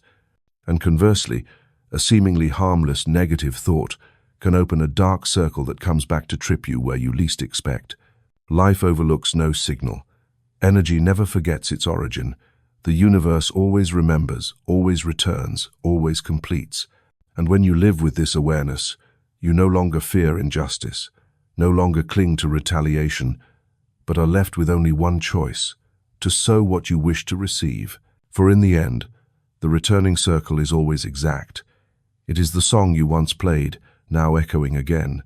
It is the seed you once planted, now blooming into fruit. It is the path you once drew, now guiding your own steps. And when you understand this immutable law, you will know how to shape life into a circle of light, of blessing, of joy, because you are certain that everything you send out, sooner or later, will return to you. Energy only becomes true power when it converges. Sunlight is usually gentle, enough to warm the skin, but when concentrated through a lens, it can burn. The human mind works the same way. When spread across 10 directions, it loses its strength. When gathered into a single point, it can open doors that once seemed impossible. The external world often encourages you to chase many things at once: career, relationships, possessions, fame, all screaming for your attention. But the law of energy says the opposite. Divided focus is divided results. Only when you place all your mental and emotional power into a single goal do you touch the power of creation. Marjorie is a vivid example. She carried within her a multitude of dreams: becoming a painter, opening a small shop, writing books, traveling, studying traditional medicine. Yet each dream was pursued for only a few weeks or months, then abandoned for the next. After years, all she had was a string of unfinished projects and an exhausted heart. Her energy was like water seeping into the desert, absorbed everywhere, yet nurturing nothing. Howard was different. He too once fell into the trap of chasing many directions, until he decided to pour everything into one vision, creating a healing space. Day after day, he focused every thought, every action, every resource on that dream. He turned down other opportunities, even tempting ones, just to keep his energy undivided. And the result was that the universe seemed to respond. The right people appeared, resources that once seemed distant became available, and the path gradually lit up. Howard proved that when energy converges, all things around will also converge to support. The still point is the place where energy ceases to scatter and comes together. It is not forceful, but clear. Like a bow drawn tight, its power lies not in running wildly, but in the moment when everything is gathered into one direction and released. Life is the same. The more scattered you are, the blurrier the results. The clearer and more consistent you are, the more visible the achievements. You may have heard the saying, "An arrow cannot strike two targets at once." This is not only a metaphor, but the truth of energy. Each goal requires its own stream of focus. If you shoot in too many directions, no arrow will reach the mark. If you aim all at one target, energy becomes unstoppable. Yet in reality, many people fear focus. They worry about missing out on other opportunities. They want to succeed in business, shine in art, be fulfilled in love, and perfect in all aspects. But it is precisely this scattering that keeps them stuck in place. The universe does not work by greed, but by focus. Whatever you devote your mind to will grow. Whatever you give only a fraction of your attention will wither. Imagine life as a garden. If you plant 10 kinds of seeds and water, each with only a few drops each day, none will have enough to sprout. But if you care for one kind with full attention, it will grow lush, and then it can spread to fill the garden. Focus works the same way. You don't need to chase everything at once. Just choose one, nurture it to maturity, and it will open the path for the rest. The still point is also the secret of calm. When you chase many directions, the mind becomes a storm. When you choose one, the mind becomes a deep river, and it is depth that creates power. Those without focus often feel dissatisfied, as if always missing out on something. Those who focus feel the opposite, because they know they have chosen, and that choice nourishes their entire being.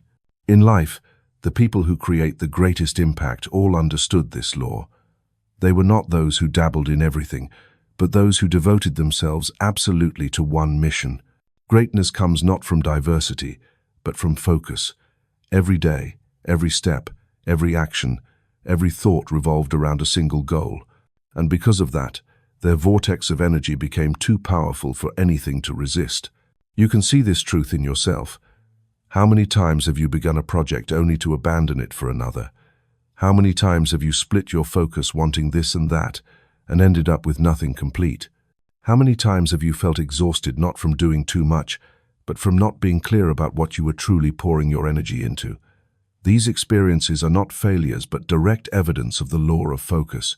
From the moment you choose one single goal, you will feel your energy swirling back into a powerful current. Things that once seemed random begin to align. The right people start to appear. Doors once closed begin to open. This is not magic, but the natural result of aligning with the law of energy. The still point is not only the secret of outer success, but also the key to inner peace. It frees you from the whirlwind of distraction, from the anxious waves of chasing everything. It lets you stand firmly at your center, knowing that you have chosen and that choice is strong enough to guide you. Remember, energy always follows focus. Choose where you want it to flow, and it will become the strength that sustains you. Don't let it scatter aimlessly and then complain about the lack of results. Focus is the art of clarity, decisiveness, and the courage to say no to other temptations. And once you choose, let your whole being pour into it, for the universe only opens paths for those who are truly clear. The still point is the center of the creative vortex. From it, everything begins, everything forms, everything grows. When you know how to gather into a single goal, you not only change your own path, but also change how the universe responds, for energy never betrays focus. It only waits for you to be clear enough to pour all its strength in one direction, and when that moment comes, nothing can stop you from reaching the achievement you have chosen. Affirmations are like lanterns hung in the dark, but a lantern without a flame inside is nothing more than a motionless decoration. Emotion is the flame that lights them, turning dry words into living light with the power to spread. People often repeat hundreds of affirmations each day, but if they speak only with their lips, without emotion accompanying them, those words will dissolve like echoes fading in a valley. The universe does not respond to the number of times you repeat, but to the intensity of emotion you place into each word. Opal once sat in her small garden, reading affirmations over and over. Every day her voice echoed with the same phrases: I am wealthy, I am healthy, I am happy. Yet within, her heart remained heavy with worry, filled with doubt, letting suspicion take control. And so those affirmations were nothing but hollow echoes, carrying no power to touch the energy of the universe. Opal's life remained unchanged, for it lacked the most important ingredient, the flame of emotion. By contrast, Franklin understood this secret.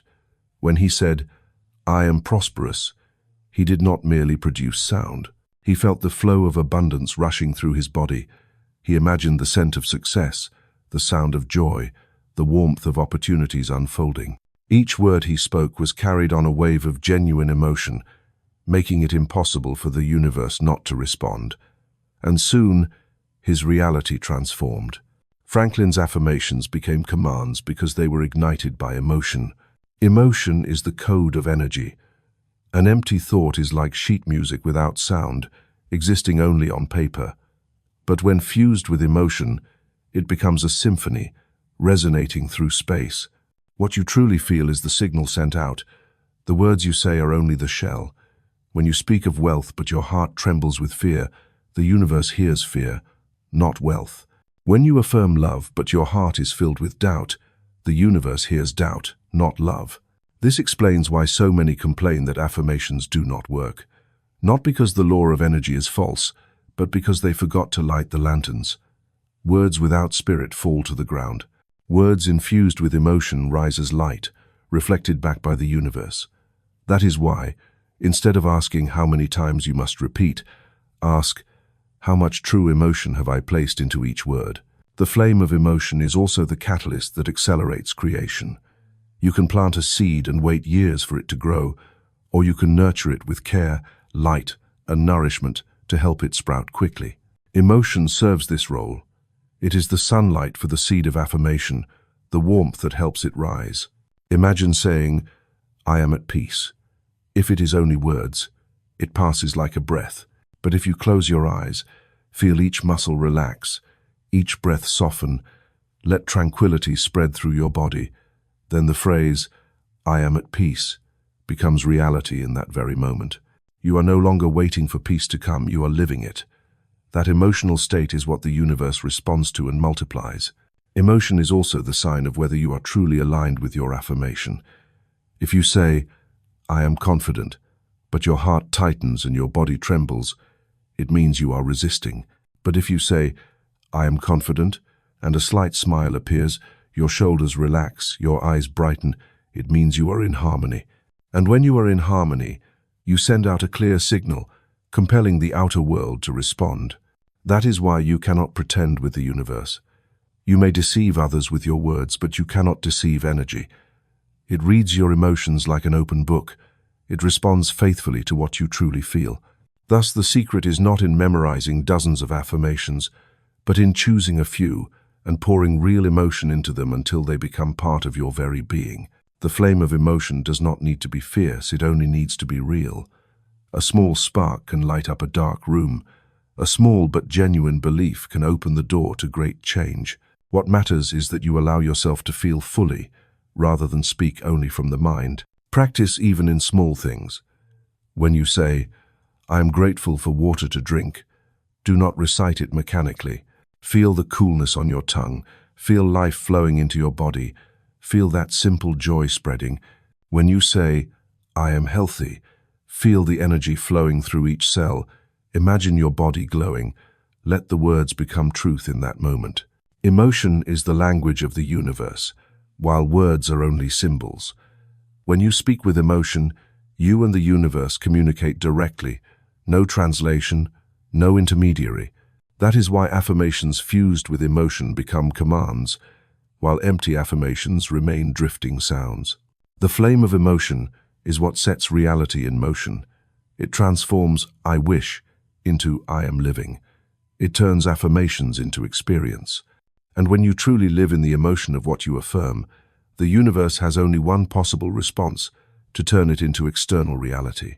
Each day, you can take a few minutes to place your hand on your heart, choose one affirmation, and pour emotion into it. Let the words merge with your heartbeat, merge with your breath, until your whole body vibrates with that truth. When you open your eyes, you will carry a new signal, and that signal will reshape the way the world responds to you. And remember, emotion is not something to be forced. It comes when you allow yourself to truly believe, to truly open, to truly live fully in the moment. Then the flame of emotion naturally rises, turning every word you speak into light shining upon reality. Every great creation begins with an image in the mind. A house, before taking form, is first sketched on paper. A ship, before sailing, is first modeled in the workshop. And the reality you are living now, every detail, every fragment, first began with images you once imagined within. Imagination is the secret drafting table where you design your entire journey, whether you are aware of it or not. The images that repeat in your mind are not merely daydreams. They sink deep into the subconscious, and the subconscious then turns them into templates for energy to arrange the outer world. A person who constantly imagines failure will find their life full of failing situations.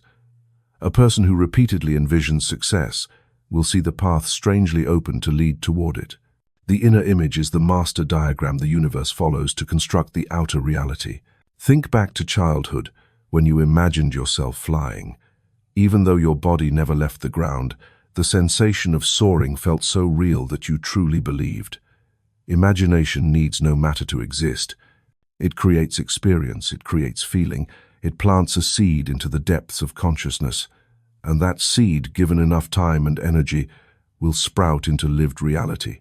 The story of Helen Keller proves this clearly. A girl blind and deaf from early childhood, destined it seemed to live forever in darkness, chose instead to plant in her imagination images of learning, of communication, of understanding.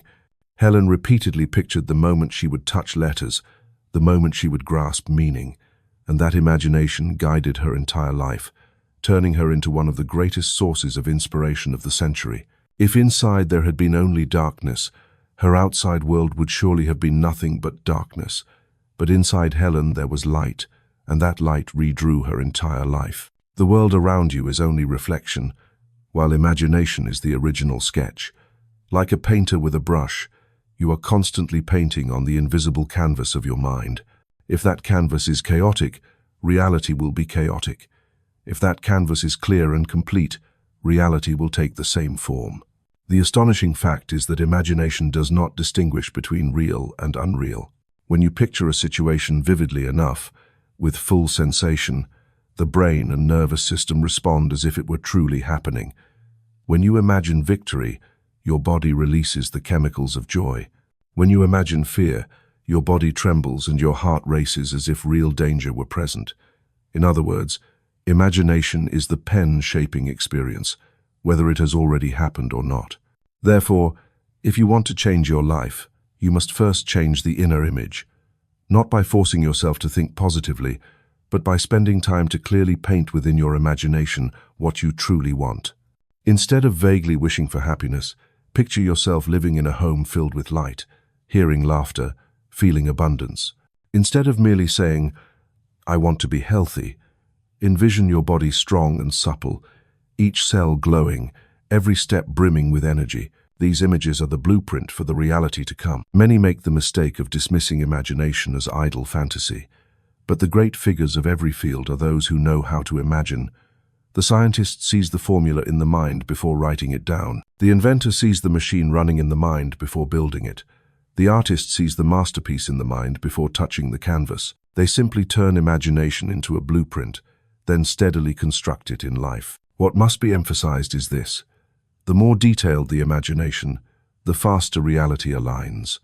A blueprint with only a few vague lines will take longer to build and may easily stray, but a clear design, with each line, each color, each sensation, becomes precise instruction. The universe needs your drawing in order to know what to create. Imagination is not escape from reality, but the shaping of a new one.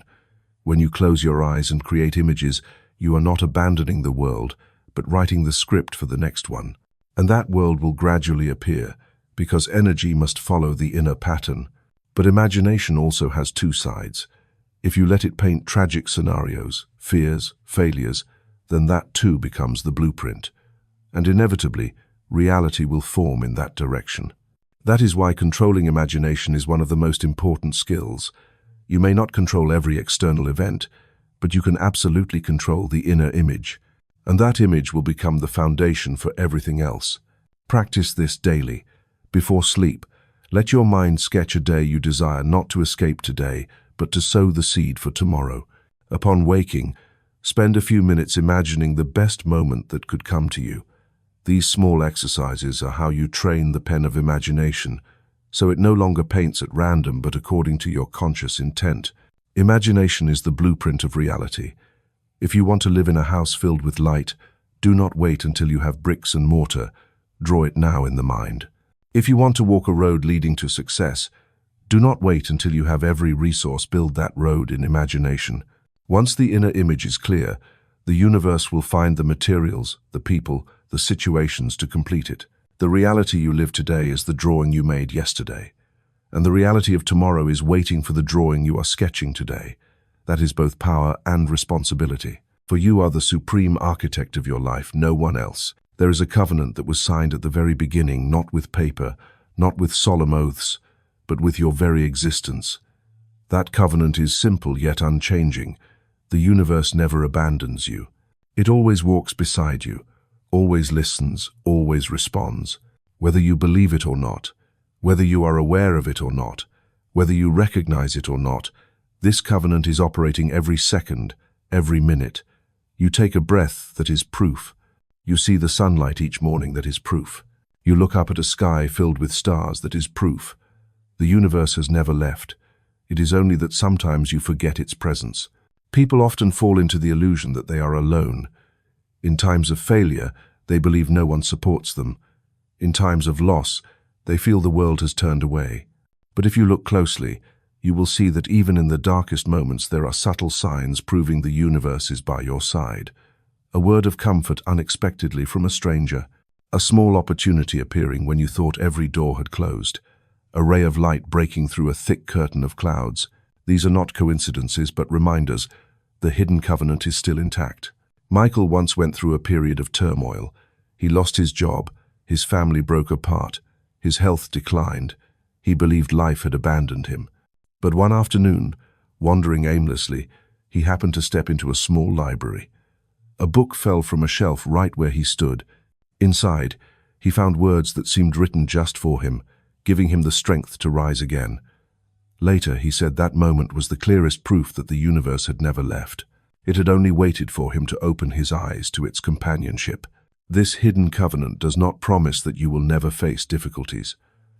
On the contrary, It allows challenges to come, because challenges are the only way you grow. But the covenant promises that within every challenge, there will always be a path, always a support, always a power greater than you walking silently beside you. If you doubt, just recall the moments when you thought you could not go on, yet somehow you did.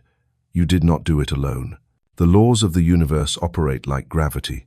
You cannot see it, you cannot touch it, but it is always there, always keeping you on the ground. The universe's companionship is the same. You do not need to beg it to come, because it has never left. You do not need to prove you are worthy, because this covenant existed before you even knew the word worthy. You only need to trust and listen.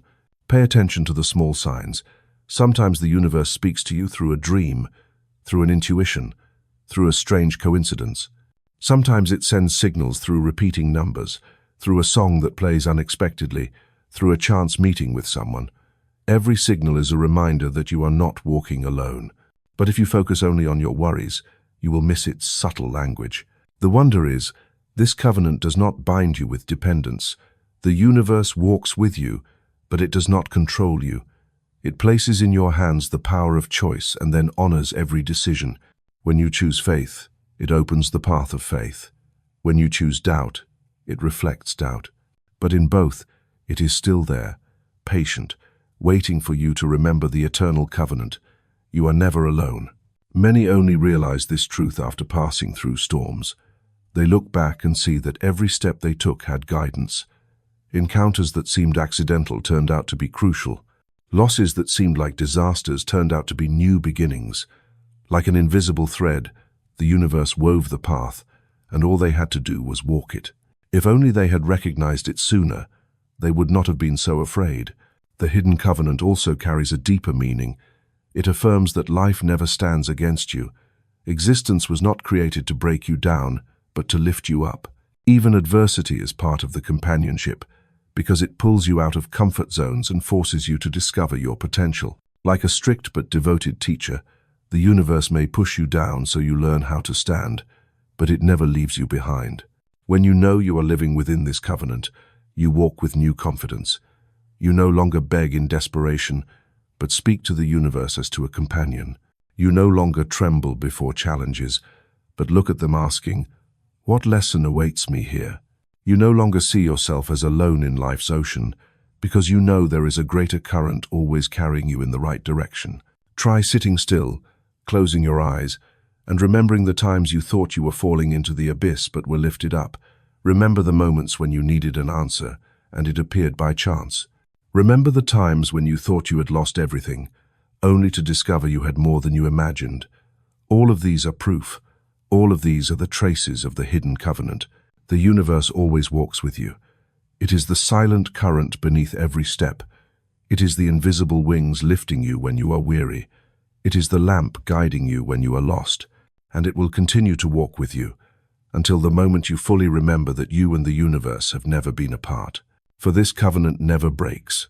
It was signed with the very first beat of your heart, and it will only end when your final breath closes.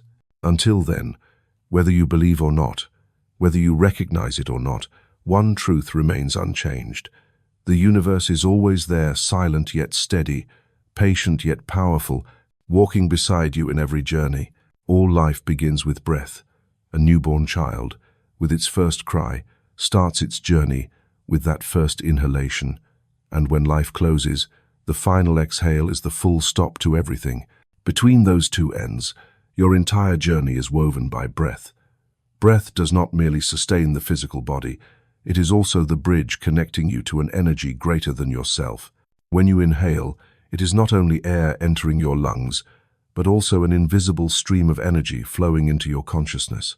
When you exhale, it is not only waste leaving the body, but also the release of heaviness and stagnation within.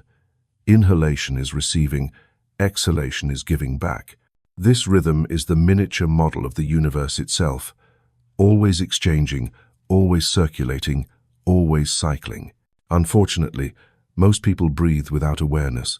Their breath is shallow, rushed, like hurried footsteps, keeping both body and mind in constant tension.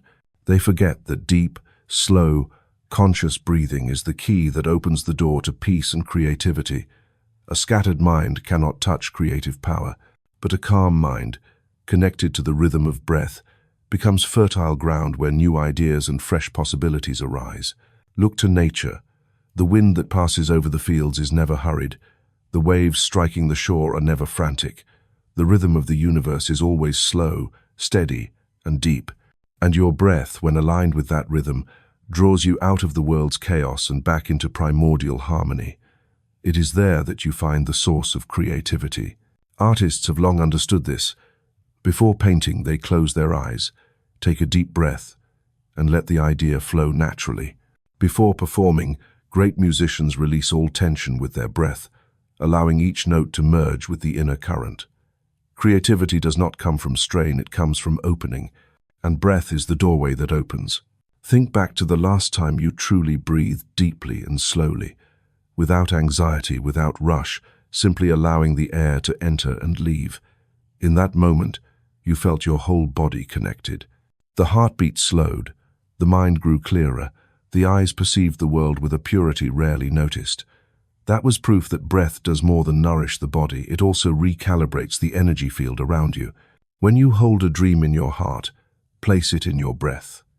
Inhale with a vivid image of what you wish to create. Exhale with gratitude as though it has already come true. In this way, breath becomes a ritual of creation. Every inhale is an invitation, every exhale is a confirmation. Through thousands of such breaths, you are not merely repeating a ritual, you are gradually programming reality with the rhythm of your own life. The miracle lies in this. Breath is always present, always available, requiring no search outside. In every moment when you feel swept away by anxiety or despair, you need only return to breath. Instantly, you reclaim agency. Instantly, you step back onto the bridge to energy. Many spiritual traditions have placed breath at the center of their practice. In India, it is called prana, the life force. In China, it is called qi, the flow that nourishes body and mind. Wherever you go, the idea remains the same. Breath is not only air, but the current of life that connects human beings with the universe. When you know how to use it, you hold the key to creative power. Breath also reflects your inner state. When anxious, your breath shortens. When angry, it quickens. When peaceful, it naturally deepens and steadies. Thus, to adjust the breath is not only to act on the body, but also to directly shift emotions, to master the inner self. And once the inner self is mastered, creative energy flows freely. Imagine standing before a major project or an important decision. Instead of rushing, pause, inhale deeply, and exhale slowly. Repeat this a few times, and you will feel anxiety dissolve, replaced by clarity. In that clarity, solutions appear, ideas arrive, paths open, all because you knew how to return to breath. Breath is also the bridge that connects you to the present moment. The past is gone, the future not yet arrived, only this breath truly exists. When you are fully aware of it, you step out of time's illusions, and only in the present does creative power exist. You cannot create from memory, nor from fantasy. You can only create from this moment, with this breath. What you must remember is this: breath never betrays you. It always faithfully returns you to life, to the greater source of energy. It requires no complexity, no elaborate rituals, only your attention. And within that attention, you cross the bridge into the land of creation, where every possibility is ready to unfold. Let each breath be a reminder. You and the universe are connected. With every inhale, you receive a fragment of infinite energy. With every exhale, you send a signal of alignment with the flow. And when you live in this rhythm, you are no longer a small, isolated being, but part of the universal rhythm of creation. So from this day on, do not see breath as unconscious habit. See it as a sacred ritual, as a bridge, as the background music to your entire life. When you learn to live in rhythm with your breath, you learn to live in creation. And when you live in creation, you become a co-creator with the universe, moment by moment, breath by breath, without end.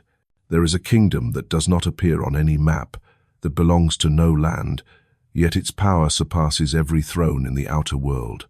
It is the inner kingdom, the place where every thought, every emotion, every belief you choose becomes the law that governs your entire life.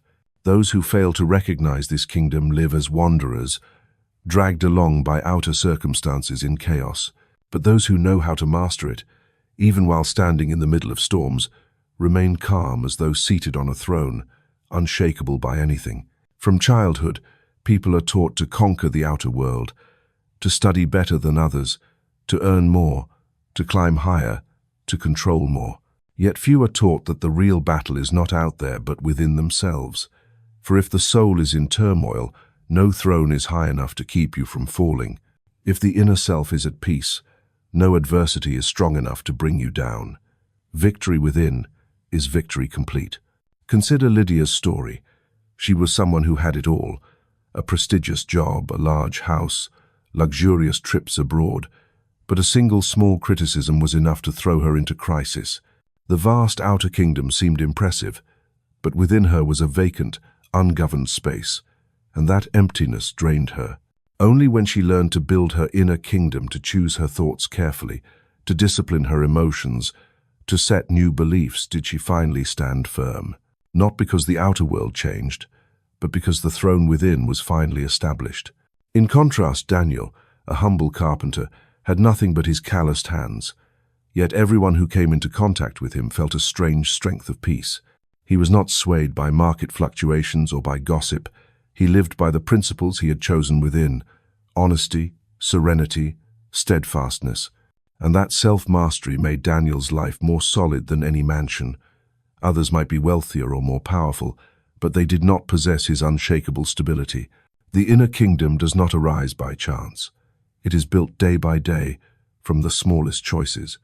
When you choose forgiveness instead of resentment, you lay down a brick. When you choose gratitude instead of complaint, you raise a wall. When you choose trust instead of doubt, you place a firm dome upon the castle. Conversely, every time you give in to anger, envy, or fear, you allow invaders to break down the fortress walls. What is remarkable is that the inner kingdom cannot be conquered by others. Only you decide who may enter. The outer world can take away possessions, status, even the body itself, but no one can touch your inner mastery unless you allow it. This is the one territory where you always hold absolute sovereignty. True power is not about controlling others, but about controlling yourself. The one who can hold back their anger at the peak of rage is stronger than an army of thousands. The one who stands firm in faith while everything outside collapses is more commanding than any ruler.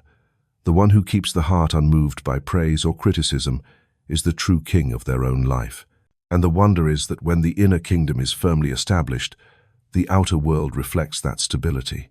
Others respect you more. Opportunities multiply. Adversities turn into stepping stones instead of obstacles. The universe does not operate on randomness. It only reflects truthfully the throne you have built within. Ask yourself, what does your inner kingdom look like right now? Is it a fortified castle or a crumbling wall? Is it ruled by wisdom and peace, or manipulated by anxiety and fear? That answer matters more than any external achievement, because sooner or later, the outer world will mirror the image of that kingdom. To build it, you do not need complex rituals. You only need to begin with mastering each moment. When your mind wants to rush into anger, pause and choose another response. When fear tries to take over, breathe deeply and affirm the belief you want to hold. When comparison drags you down, remind yourself of your inherent worth. Each such choice is another brick, day by day, month by month, year by year, until the kingdom stands solid as a mountain. It is important not to confuse inner mastery with suppression. Self-control does not mean repressing emotions until they explode. It is the ability to observe emotions, understand them, and then choose a wise response. The inner kingdom is not a prison, but a territory where every feeling is acknowledged without being allowed to overthrow the throne. When you truly master yourself, you walk with an unshakable serenity. Others may judge, but you are not swayed. The world may change, but you do not lose direction. Life may hurl you into storms, but you know you always have a firm ground within. And that self-mastery is the greatest strength. It grants you freedom. For in the end, true power does not lie in how much you own, but in whether you master yourself. The inner kingdom is the place that decides every outer experience. Those who build it strong will never fear loss. Those who abandon it will forever live in insecurity. And when you finally hold the key to this kingdom, you will realize a simple truth. You do not need to be king of the world. You only need to be king of yourself. For once the throne within is established, the entire outer life bows in obedience. There is an invisible thread woven through every life, every breath, every step, binding everything together into one vast web. You may not see it, you may not touch it, but you have surely felt it. It is the moment you think of a friend you have not seen for years, and the very next day they call you. It is when you remain silent in a crowd, but still feel the gaze of someone upon you. It is when your heart suddenly stirs with a joy or a sadness for no clear reason, as if it did not belong to you but came from somewhere else. All of these are signs of that invisible thread. The outer world may divide us into countless borders, skin colors, religions, professions, yet the inner thread of connection makes no distinction. It works like an underground current, carrying energy from one person to another, from one community to another, from one soul to another. When someone laughs, that laughter can ripple through thousands of hearts. When someone sinks into sorrow, that sorrow echoes into the web, spreading into other souls, even if they are complete strangers. Modern science has begun to touch this secret through the concept of the information field, or quantum entanglement. Researchers have discovered that particles separated by vast distances can still affect one another instantly.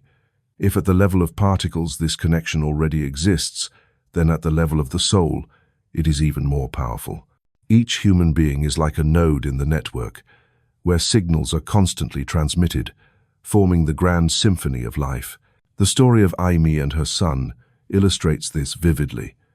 One night, thousands of kilometers away from her child, Amy suddenly woke with the sensation of her heart tightening painfully. At that very moment, her son was in a traffic accident.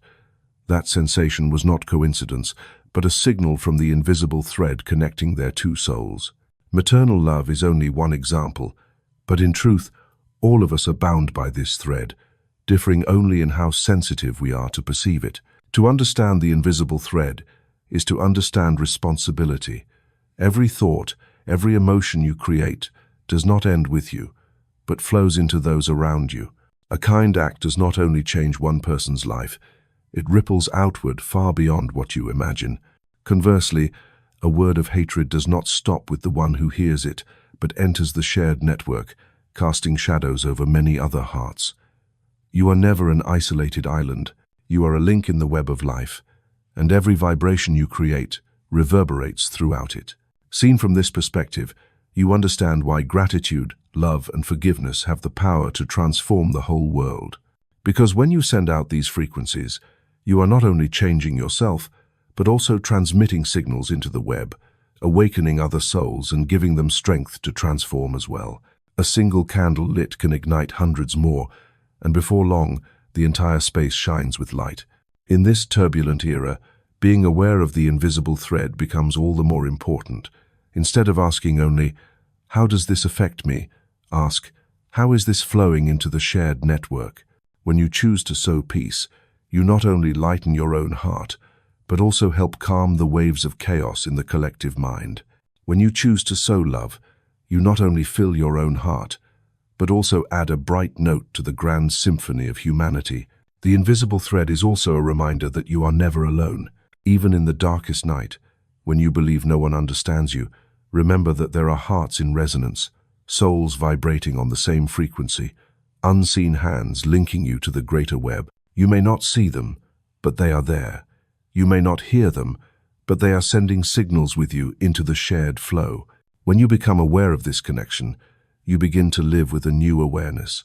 You become more careful with every thought, every word, every action, because you know everything spreads outward. You cherish those beside you more deeply, because you realize they are not merely individuals but mirrors of yourself within the web. And you grow more humble, because you understand that no one is truly superior or inferior. We are all simply different nodes in the same network of life.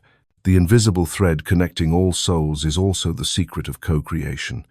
When many hearts focus together on one dream, the network resonates instantly, bringing that dream into reality more quickly.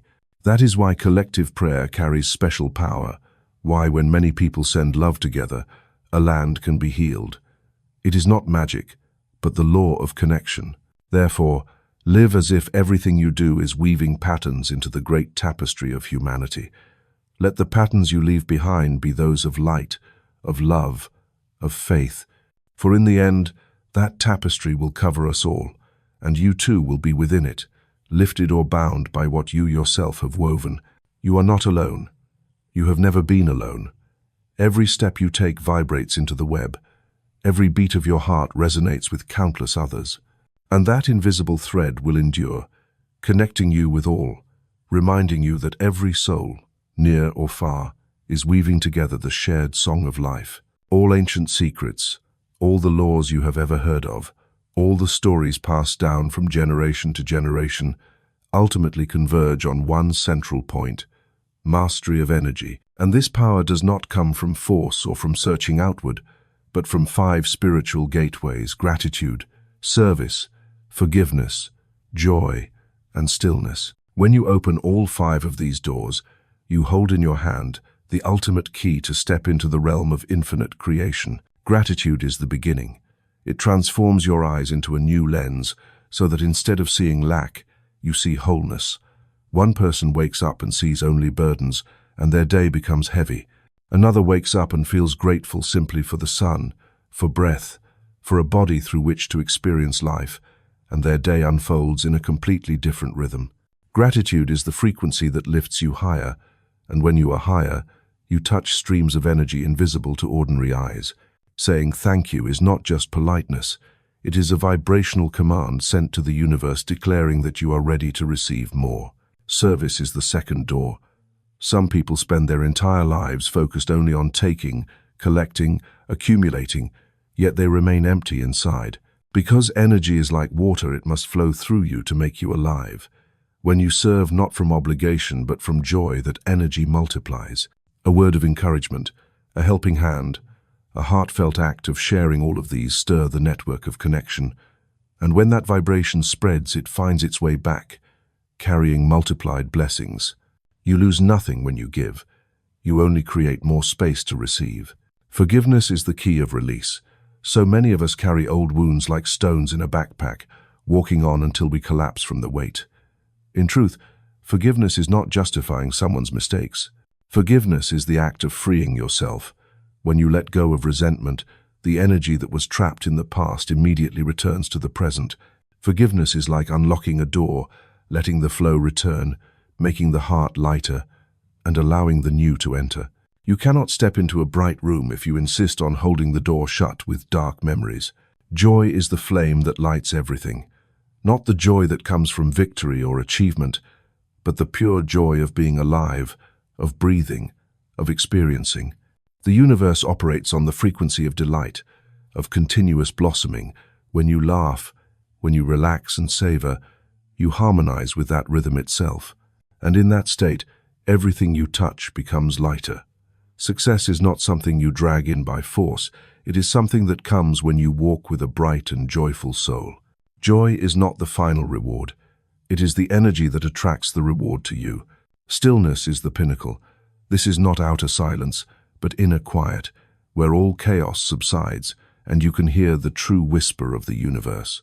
When you are still, you do not need to shout to demand what you want. You do not need to struggle to prove yourself worthy. In stillness, everything arrives at the right time, in the right way. Like a calm lake, it reflects the sky most clearly.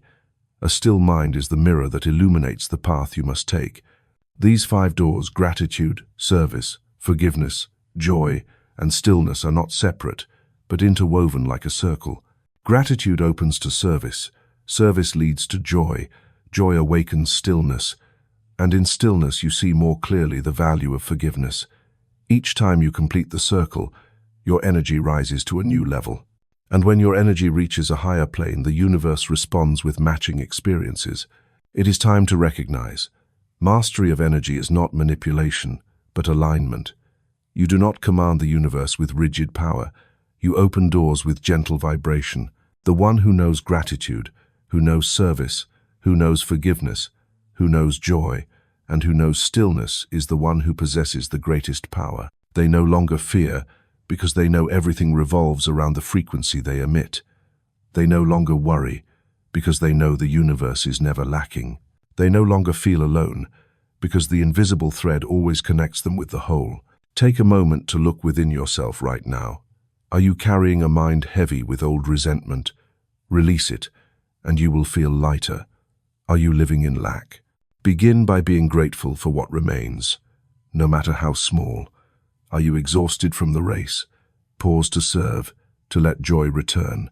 And when night falls, sit in silence, let the mind drift, and allow energy to return to its original state, pure, radiant, and free. Mastery of energy is not the privilege of a few. It is the inheritance of every soul willing to unlock it with these 5 doors. When you hold the ultimate key, you do not only transform your own life, you transform the web of life of which you are a part. And from a single, seemingly small human being, you become a radiant center, where light and energy flow outward endlessly, touching hundreds, even thousands of other hearts.